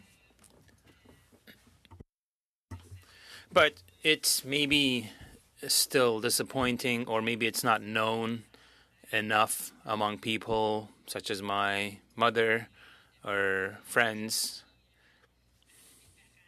or parents, families who go on there to share all kinds of personal information on Facebook. So the question about confidentiality and the assurance that private information will remain private is something that could be quite worrying at times. So the question I'll ask is the following to Ms. Curran. Regarding the decision of the Federal Appeals Court, which was on September 9th, 2024, so this was a unanimous decision. Versus Facebook, Inc., 2024, FCA 140, qui renverse. So in this decision, it actually overturns the decision of the federal court and concludes that the practices of Facebook from 2013 to 2015 violated the LPRPD, or PEPIDA, as it's also known, because they did not get the informed consent of the users before sharing their personal information. The Federal Appeals Court asked the parties to provide a report and an answer within a specific deadline after the decision, and a settlement was what followed, and it was indicated that Facebook would need to outline how it was planning to respect the decision of the court, but it wasn't clear whether they intended to appeal this decision at the Supreme Court. So I imagine, Ms. Curran, that you would be you would have knowledge about the details of this case. So what was your company's position vis-a-vis the unanimous decision of the federal court in this case? Yeah, thank you for the question, MP Shanahan. As I understand it, this decision is under appeal, but I don't have more detail than that, so I'll avoid commenting on the case specifically. But look, we have always maintained that there was no evidence that Canadians' information was shared with any external actor, including Cambridge Analytica, and the federal court agreed with that, finding that there was insufficient evidence that Canadians' data was ever shared externally. Look, more importantly, I would say in the last few years, we have transformed our privacy practices at Meta and built one of the most comprehensive privacy programs in the world. And we look forward to continuing to build the services that people love and trust with privacy at the forefront. So I won't comment any more on that decision, but I can say we agree with the decision of the federal court that there was no evidence that Canadians' data was ever shared with Cambridge Analytica. C'est quand même peut-être pas. Well, it's nonetheless maybe not very reassuring because people had doubts. And when I say people, I'm referring to people who use Facebook, because they had conversations, private messaging between friends, for instance, and all of a sudden they are shown ads. They talk about cars, and there's a car ad, for instance, that gets displayed to them. So I don't think that it's very convincing. So I still want to go back to the decision of the appeal court Are you going to respond? Can we at least get an idea as to what the next step will be that Meta will take in this matter? Yeah, I can't speak to the details of that particular court case. My understanding is that decision is being appealed, but I don't have more detail than that. But look, I agree with you, MP Shanahan. If people don't trust us to keep their data safe, we know they won't choose to use our products and our services. And our business uses data to connect potential customers and users with relevant and interesting content. And we can only do that if our users trust us with their data and trust us to ensure their privacy. And that's why privacy is really a core priority across our company. We have dozens of teams now, both technical and non-technical, that focus on the issue of privacy and look at how data is protected and shared across the company, how it's collected, how it's used, how it's stored. So I think it's safe to say that our privacy practices have evolved significantly in the last decade, and I'm confident now, we are confident now that privacy is really at the core of everything we do and everything we build. Okay. Est-ce que j'ai encore le temps? Non, c'est OK, fini. merci. Okay. Thank you, Ms. Curran. Monsieur Villemure pour 6 minutes. Mr. Villemure for 6 minutes, please. Thank you very much, Mr. Chair. I'll turn to Mr. Dyer from TikTok. So in an article from March 15th on Forbes, you could read that 60% of ByteDance was held by some major groups, 20% by employees, and the rest was by Zhang Qimen, who was the founder. And despite him only holding 20%, he is actually holding 50% of the voting rights at ByteDance. So how is that for a connection with China? I mean, he is no longer the CEO or on the board of ByteDance, and TikTok operates outside of China. Our CEO is Singaporean, based in Singapore. I mean, we are not a Chinese company, as you said yourself. Our board members, 3 of the 5 board members are American or French citizens. Est-ce qu'il y a de la désinformation sur Is there disinformation on TikTok? We have extensive policies against harmful mis- and disinformation. Perhaps my colleague Justin can answer that question a bit better. Sure. Thanks very much for the question. Yeah, we take the protecting the platform and its integrity very seriously, and have a host of policies around covert influence, operations, deceptive behavior, and some of the strongest misinformation policies in the industry, where we take down harmful misinformation about Mais dites-moi, je m'excuse de vous interrompre. Est-ce qu'il y a de la Sorry to interrupt, but is there disinformation on TikTok, yes or no? Je comprends que s'il y en a, vous vous en occupez, là. I mean, I understand that if there is, you are hopefully taking care of it. Yeah, I mean, I can give you some stats. We have an extensive trust and safety operation. We have tens of thousands of trust and safety employees around the world. We have extensive investments in automated moderation technology.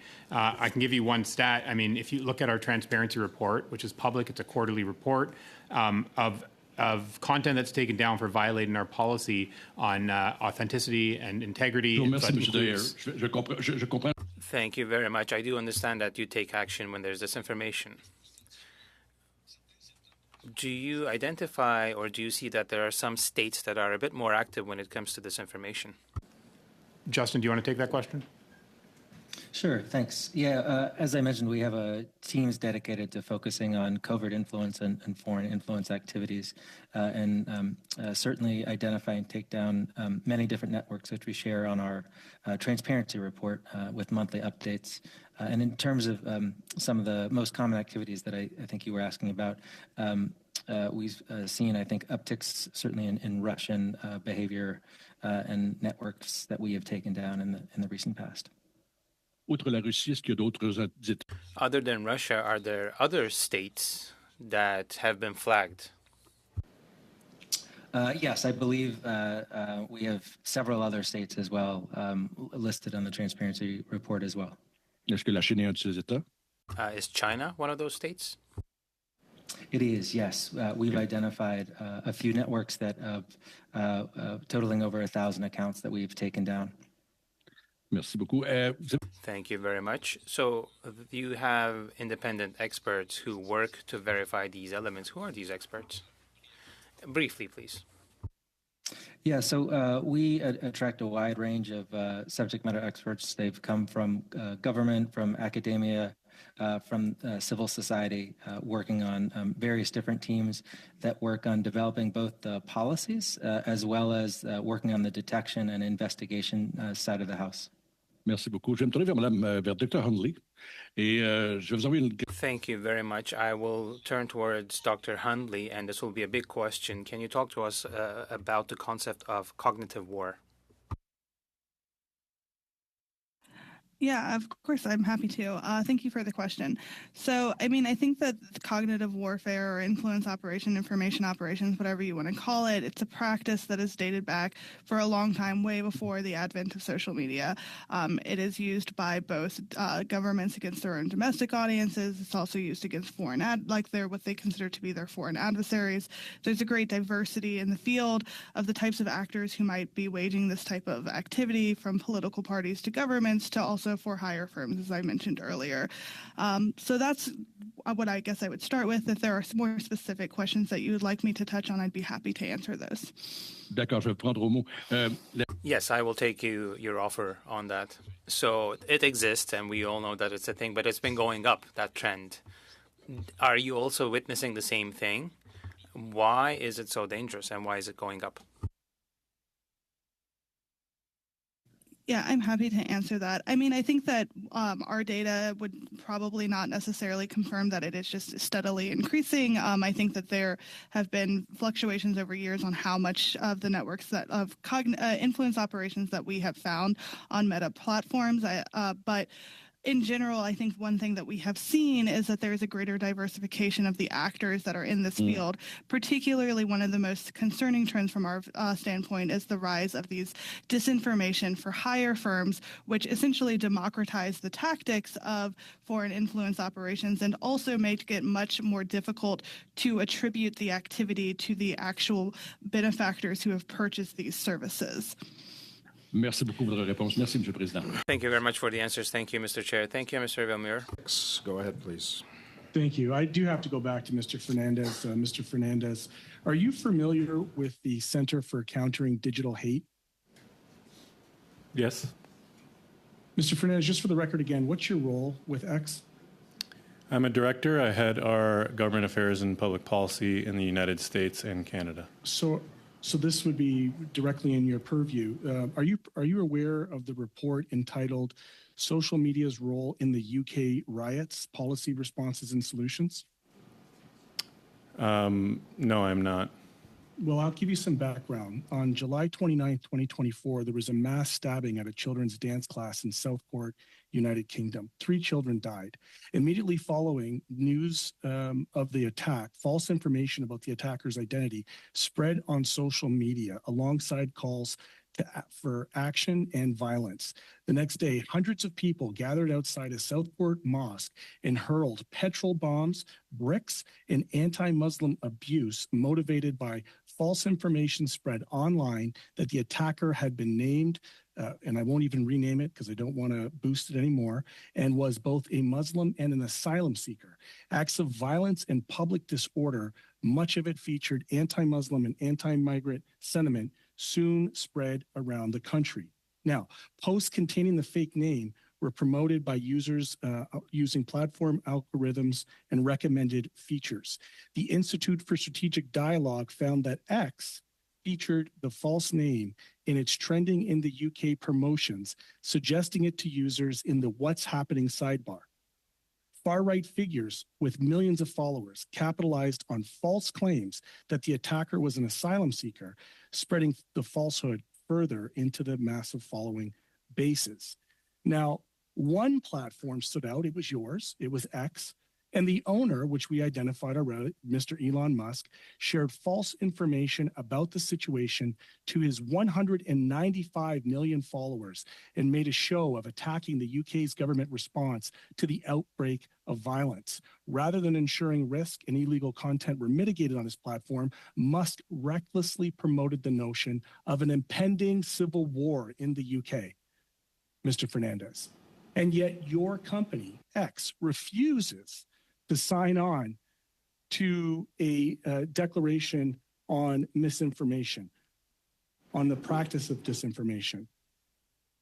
What do you have to say about that, Mr. Fernandez? About what in particular, sir? About the fact that your platform was responsible for misinformation about the false name of a person who was identified as Muslim and an asylum seeker that reached potentially 1.7 billion people. Mr. Fernandez, out of all of the people here, X is the only company that refused to sign on to a code of practice on disinformation. And your owner, who is currently on the campaign trail with Donald Trump in a hyper-partisan role of X, contrary to your testimony at this committee, is responsible for this. What do you have to say about that to the people who were targeted in the UK, sir? So we have clear policies on hate, abuse, and harassment. In the first half of this year, we suspended over 1.1 million accounts under these policies, removed over 2.2 million posts, and actioned an additional 5.3 million posts under hate, abuse, and harassment. So we do take it seriously. We do act on it. And I'm happy to follow up more on the the research, particularly relating to the UK riots. And when I say riots, I need you to go back and look at this. Look at the work that your company is involved in on the streets, creating chaos and violence by far-right extremists. The initial report gave an analysis, determined that X was a significant platform in the unrest. And I quote, the X platform is accounting for roughly 50% of all the public referrals of online content, double the proportion of its next largest platform. The CCDH quantified the reach that far-right influence has, spreading hate and false information garnered on X in the aftermath of the attack, facilitated by your blue tick promotion feature and enabled by the proprietor's decision to reinstate previously banned accounts. They also discovered in this report, sir, that X was profiting from the disorder by placing advertisements alongside the hate in the lies. What do you have to say about that, sir?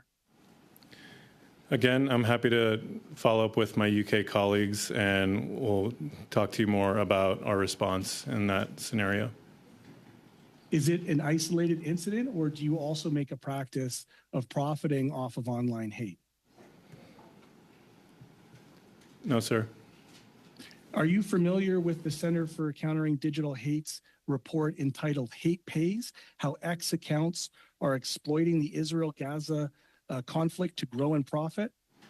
I'm not familiar with that particular report, but I'm happy to talk about our response to the Israel-Hamas conflict. It states that X appears to be profiting from ads served near content from hateful accounts exploiting the conflict. That hateful accounts benefit from the verified perks that boost the visibility on their post. Of the 10 accounts in the study that benefited from the paid-for blue tick verification, which X ensures gives their post greater visibility from prioritizing ranking on the platform, 6 of the hateful accounts have enabled X's subscription feature, enabling them to profit by charging followers to access exclusive content. Mr. Green, that's 6 minutes right now, so... I find it all despicable, sir. I'm going to say that, and I find the testimony incredulous. Thank you. Okay, thank you. Mr. Caputo, that completes our first round. We're going to go to 5-minute questions. So we're going to go to Mr. Barrett. Go ahead. Mr. Dare, in the United States, your platform has a creator fund. And I know that Mr. Fernandez talked about that aspect of his platform. Can you quickly give us some sense on what the anticipated rollout or any plans to roll that out in Canada would be? Sure. Thanks for the question. This is something we talk a lot about with Canadian creators. The Creator Fund, or the Creativity Fund as it's called now, is specific to the U.S. and a few other countries. We haven't rolled it out globally yet. It's something we're always looking at ways that we can continue to help creators monetize their content and earn a living on their content. There are quite a number of other ways, though, that Canadian creators are thriving and making money by using TikTok. I know you have a constituent in your riding that I mentioned in my opening statement, Corey McMullen, and he uses it for brand partnerships and to sell his own items directly to his followers. He has an audience of over, I think, 400,000 or 500,000 followers. Live gifting is another major way that Canadian creators are able to monetize their platforms by going live and receiving virtual gifts. So we're constantly looking at ways that we can help our community leverage their audience and earn money or even make a living through TikTok. Yeah, I appreciate that response. So I have a question that I'd like to put to each member of the panel, and it has to deal with the responsibility that verified users on your platforms have when it comes to the dissemination of disinformation and their responsibility. Mr. Fernandez, you talked about the great checkmark and the trust that users of your service can have when they recognize that great checkmark means that person is an elected official or a government official. And I want to read to you a post on X from 2023, 10/7. Canada's Foreign Affairs Minister posts, "Bombing a hospital is an unthinkable act, and there is no doubt that doing so is absolutely illegal." That post was viewed 2.7 million times. It's still live on your site today. Now, I want to juxtapose that with an ABC News story from 18 October 2023. I'm just going to read you the first paragraph. A day after Hamas-led Gaza Health Ministry claimed Israel had attacked the Al-Ali Arab Hospital in Gaza City, saying some 500 Palestinians had been killed, Israeli and U.S. officials, explosive experts, and President Joe Biden said Wednesday, and available evidence shows the destruction was caused instead by failed Palestinian terrorist rocket launch. End quote. How difficult is it for your users, but also your services, to manage this when we have this type of recklessness from not just an elected official, but from the foreign minister from a G7 country who's spreading what is demonstrably and evidenced fake news, false information, call it what you will. It's we talk about misinformation. The chair has pointed out before. That's a clever term for when people lie. What kind of challenges does this create with this type of actor posting this type of misinformation? Sure. Times of conflict and disasters, people come to X to find out what's happening. And often, it can be challenging to understand what's happening in a conflict zone, such as the Israel-Hamas war. And this is where community notes can be really powerful and sometimes act faster than traditional fact-checking. But because so many people come to the service and there are a lot of different sources of authoritative information and important information, this is where folks can make better sense and get a more accurate picture of what's happening on the ground. Yeah, and I'll note, and I regret that I don't have time for the other platforms to engage on this question. I think I have 45 seconds left, Chair. But I note that there are community notes that have been suggested, but an agreed upon note has not been yet posted. But I do think that that in this case that feature is important because there's definitely added context, including the truth that should have been offered by that verified user, Canada's Minister of Foreign Affairs, when posting and not taking down something that's demonstrably false. So, thanks. Thank you, Mr. Barrett. I see Mr. Baines has got his helmet on. He's ready to go online there. Your headset. Go ahead, Mr. Baines, for 5 minutes, please. Thank you, Mr. Chair, and thank you to all our platform guests for joining us today. I wanted to talk to Mr. Fernandez regarding bots. bots we know are a source of misinformation on social media platforms. Since X was sold, box activity on X has become worse than ever. According to experts like Timothy Graham at the Queensland University of Technology, there was a report done, a story done on from Washington Post. An article from July 2018 reads that the rate of account suspensions, which Twitter confirmed to the Post, has more than doubled since October, when the company revealed under congressional pressure how Russia used fake accounts to interfere in the U.S. presidential election. Twitter suspended more than 70 million accounts in May and June, and the pace continued in July. But according to your statements earlier today, Mr. Fernandez, you said X has removed 60,000 Spamouflage accounts in the last year. Why is there such a discrepancy between the suspensions before Mr. Musk purchased the platform back and what I referenced in 2018? Is that not a huge gap? Are bots still active? Well, one thing I would say is that compared to 2018 and now 2024, 6 years later, we have a lot more activity on the service. We have more monthly active users. We have more daily active users. Just in the first half of this year, as we recently disclosed in our public global transparency report, we suspended over 460 million accounts under our platform manipulation and spam. So our threat disruption teams are active and busy every day thwarting these types of campaigns. And then, so spam would be equal to bots. So is that, or are they people actively, are they actual people accounts? Or you'll be able to identify what's a bot versus a actual account?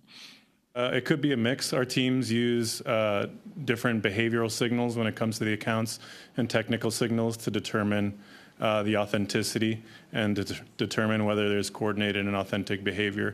But yeah, it could be spam. It could be individuals, a network of individuals. It really depends on the operation. And that 300 million was over what time? The 460 million was in the first half of 2024. Okay. I wanted to shift to Ms. Huntley. You talked about disinformation for hire. Can you expand on that, on these organizations that are now, you said there's an increase in these organizations and people obtaining, retaining their services? Yeah, I would be happy to. So a disinformation for hire firm is simply a firm that sells services in order to conduct deceptive campaigns, generally relying on the use of fake accounts and fictitious identities. Over the years since 2017, we've identified dozens of disinformation for hire firms that have run networks that have violated our policies against coordinated and authentic behavior. What's their primary messaging? What are they focused on? What are they targeting? So, and I understand it must be a range of things, but if you can maybe highlight some of the key, is it tropes? Is it hitting on people's social issues that they maybe value versus devalue? Yeah, so it really is going to depend on the benefactor who is hiring the services and what they've hired them for. I will say of recent, a lot of the disinformation for hire firms that we have seen Russian origin operations use have been of the kind of high quality, high volume but extremely low quality content, where they're focused primarily on just trying to undermine support for Ukraine, both domestically and internationally. That includes trying to support those who support Ukraine, or trying to undermine those who support Ukraine and support those who are not less supportive of aid to Ukraine. So that's what we've seen primarily from kind of the Russia origin disinformation for hire firms of recent. But is it just Russia? Or are you seeing it in India, for example? We saw reports. They have various media outlets also really focus on that type of campaigns. Maybe not, and I'm not sure how much of it is hitting your platforms. Yeah, so it's certainly like the disinformation for hire trend is not unique to Russia. We have seen firms from a lot of different places. I don't recall off the top of my head if we've seen any type of for-hire firm activity from India, but if we had, we would have it would be as previously disclosed. That said, yeah, there's also a distinction, I think, to make between disinformation for hire, where people are really lying about who they are and what they're doing, versus kind of more overt influence operations, which might be conducted through either overtly state-controlled media or state-aligned media. Okay, good. Thank you. Thank you, Mr. Baines. I knew you were going to make a great point before I had to cut you off. I was going to cut you off, and then I let you go. So thank you, Ms. Hundley. Monsieur Villemure, 2 minutes et 30 secondes, s'il vous plaît. Merci beaucoup, Monsieur le Président. Thank you very much, Mr. Chair. I'll turn to Mr. Dayer from TikTok. So beyond the introductions we've made, but can you be very open and candid and show us the linkage between TikTok and China? Thank you for the question. TikTok is a global company. Our headquarters are in Singapore and Los Angeles. As I mentioned, 3 of our 5 board members are American or French. We store our user data in the US, Singapore, and Malaysia. Donc la réponse c'est qu'il n'y a aucun lien. So the answer is that there is no link whatsoever. TikTok does not operate in China. We are not a Chinese company. Non, il n'y a donc aucun lien entre TikTok et un propriétaire chinois. So there is no link between TikTok and a Chinese owner. We are owned 60% by global institutional investors, 20% by our founder, and 20% by employees like myself. Ben, c'est le 20% du fondateur qui m'intéresse. So it's the 20% of the founder that interests me. Ben, c'est quand même un bon lien. It still is a good link. Would you not say so? Bon, d'accord. I mean, again, he's the founder. He started the company, is no longer, though, the CEO or the chair of the company. Il détient tout de même 20% des actions. But he still holds 20% of the shares. Correct. Merci. Monsieur Fernandez. Mr. Fernandez, let's come back to X. So when there's a post that's shared, why does it not go to the top automatically? So we have 2 distinct feeds. One is the For You feed, and the other is the Following feed. Those are 2 timelines. One is powered by our recommendation algorithm, which is public. We published it last year for the world to see and give us feedback on. And the other is a reverse chronological feed of the accounts that you are following. OK. Est-ce que, selon vous, si on avait sur le compte global la possibilité... Well, if you could order things chronologically, would you not say that it would reduce disinformation incidents? So again, that's a user choice and control that they have when they log into the app or on the web. They're able to select which feed they would like to explore and which timeline they would like to explore. Okay. Selon vous, est-ce que Twitter aurait un avantage à ne pas offrir le choix? C'est-à-dire... Do you think that Twitter or X why would it not have the choice of not ordering things chronologically? And if we can have a quick answer, please. So you have 2 principal timelines that are fixed. You have the For You and the Following, and the user has a choice of which they want to navigate to. Wonderful. Thank Merci, you. Monsieur le Président. Merci, Monsieur Villemure. Mr. Green, go ahead, 2.5 minutes. Thank you. And of course, you know, much of the questions of the previous round were around the ownership and ByteDance. And I did hear what I would consider to be sometimes weasel words that are used in explanations, and I'll tell you why. Because the question wasn't about where it operates or where its servers are, who the board members are. The question was about like the origins of ByteDance. And so is it not fair to say to the TikTok representative, Mr. Dier, that ByteDance under Chinese law does require compliance with Chinese law?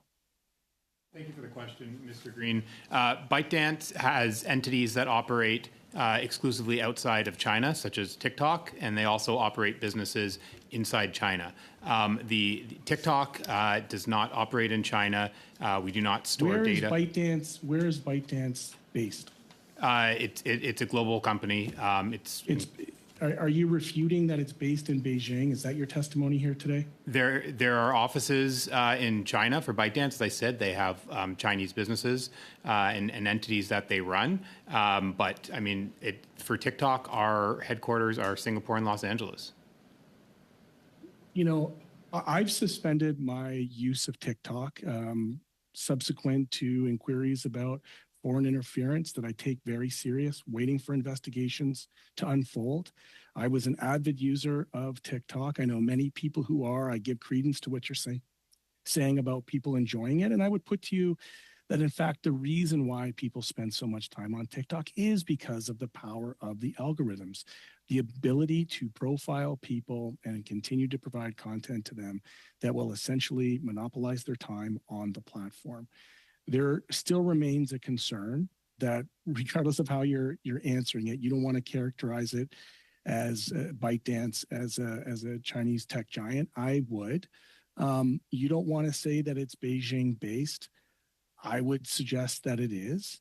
And yet here we are. We have countries around the world, and I'll say specifically the West, that are investigating the use of the algorithms that TikTok has. Like, what do you have to say to people like myself who've suspended their accounts because of the fears of the potential for foreign interference? Thanks for the question. I appreciate that, and I appreciate that. I remember seeing your content on TikTok, and I think you used it in a great way to engage with your constituents. I don't need that, Mr. Dier. What I need you to do is answer the question. Yeah, I need a quick response. We are absolutely committed to transparency and reporting on how we moderate content, where we store data, and any government requests that we receive for data or content removal. We are transparent in posting. Wonderful. Thank you. Thank you, Mr. Green. Mr. Caputo for 5, and then Ms. Khalid for 5, and that'll be it. Go ahead, Mr. Caputo. Thank you. I'm just going to pick up Mr. Dier, I hope I pronounced that correctly, on what my colleague Mr. Green was stating. Now, my recollection, this some time ago, was that government accounts were no longer able to use TikTok. Is that accurate? Currently, there is an order from the Treasury Board that says you can't use TikTok on a government-issued mobile device. Right. Okay. Now, did you have any interactions with the federal government after that occurred? We continue to engage with the government on policy issues, and we did reach out and have some conversations with the Treasury Board following that decision. Okay. Do you recall, from your perspective, what was the rationale for the government taking that action? Pointing to generalized concerns that they pointed towards with data security. We provided them with information about how we operate, and our public position at the time that we stated was it doesn't make Canadians safer to just go after one platform.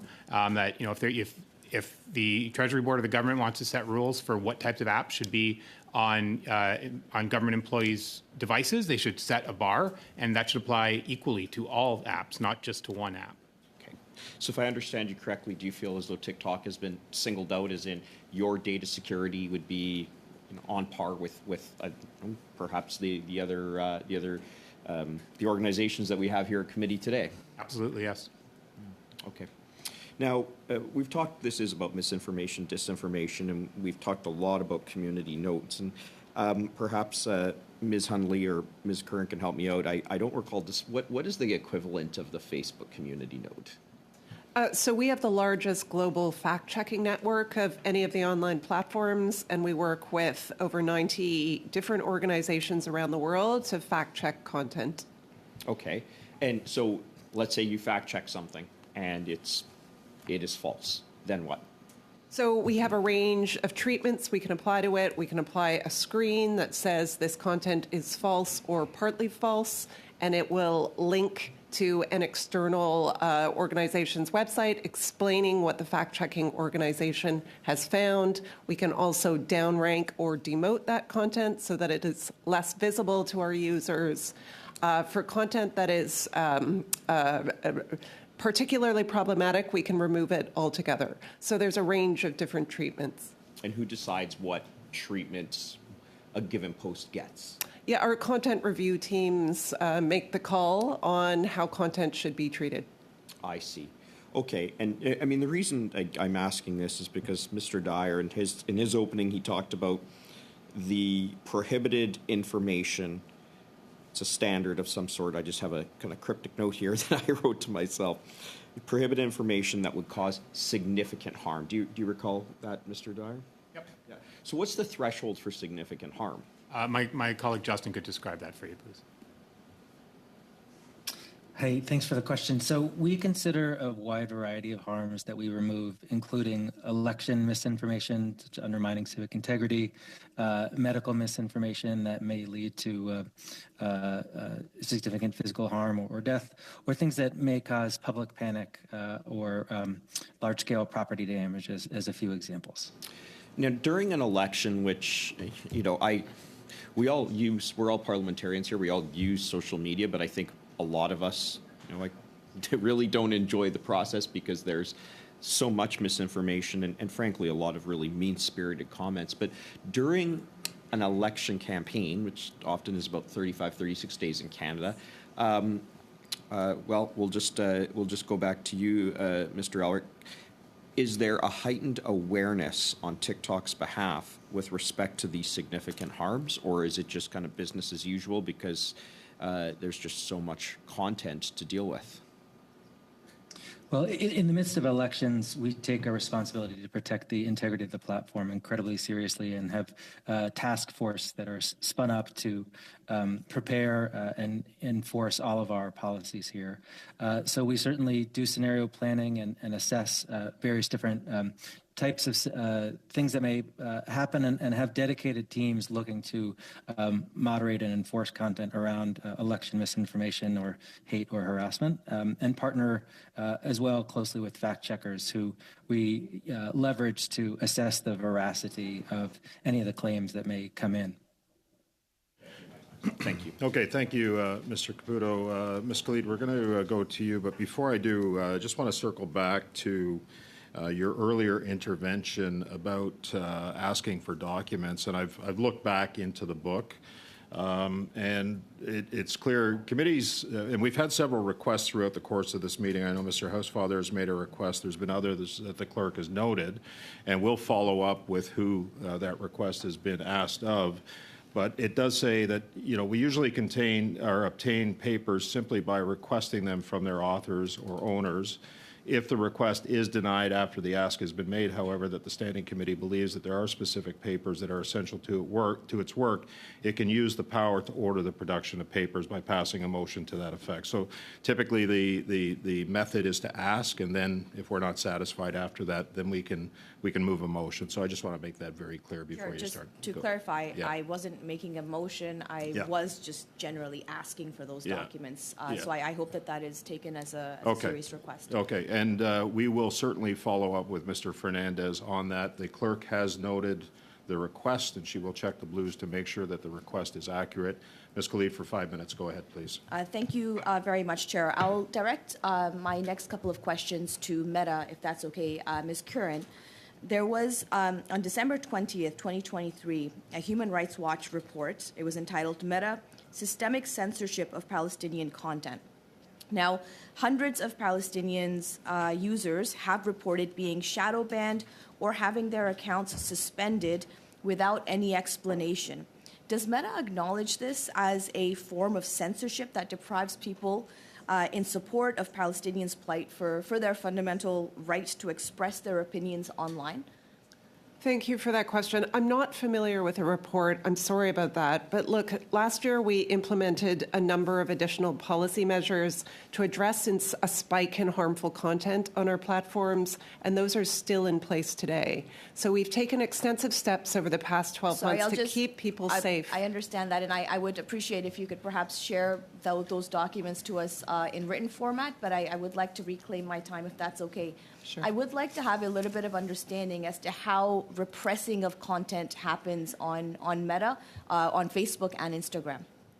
So we have content policies called community standards that are published publicly. They're available on our Transparency Center. So my question really is, how is it that some content, for example, if there's two sides to an issue, how is it that one side gets more repressed than another side, for example?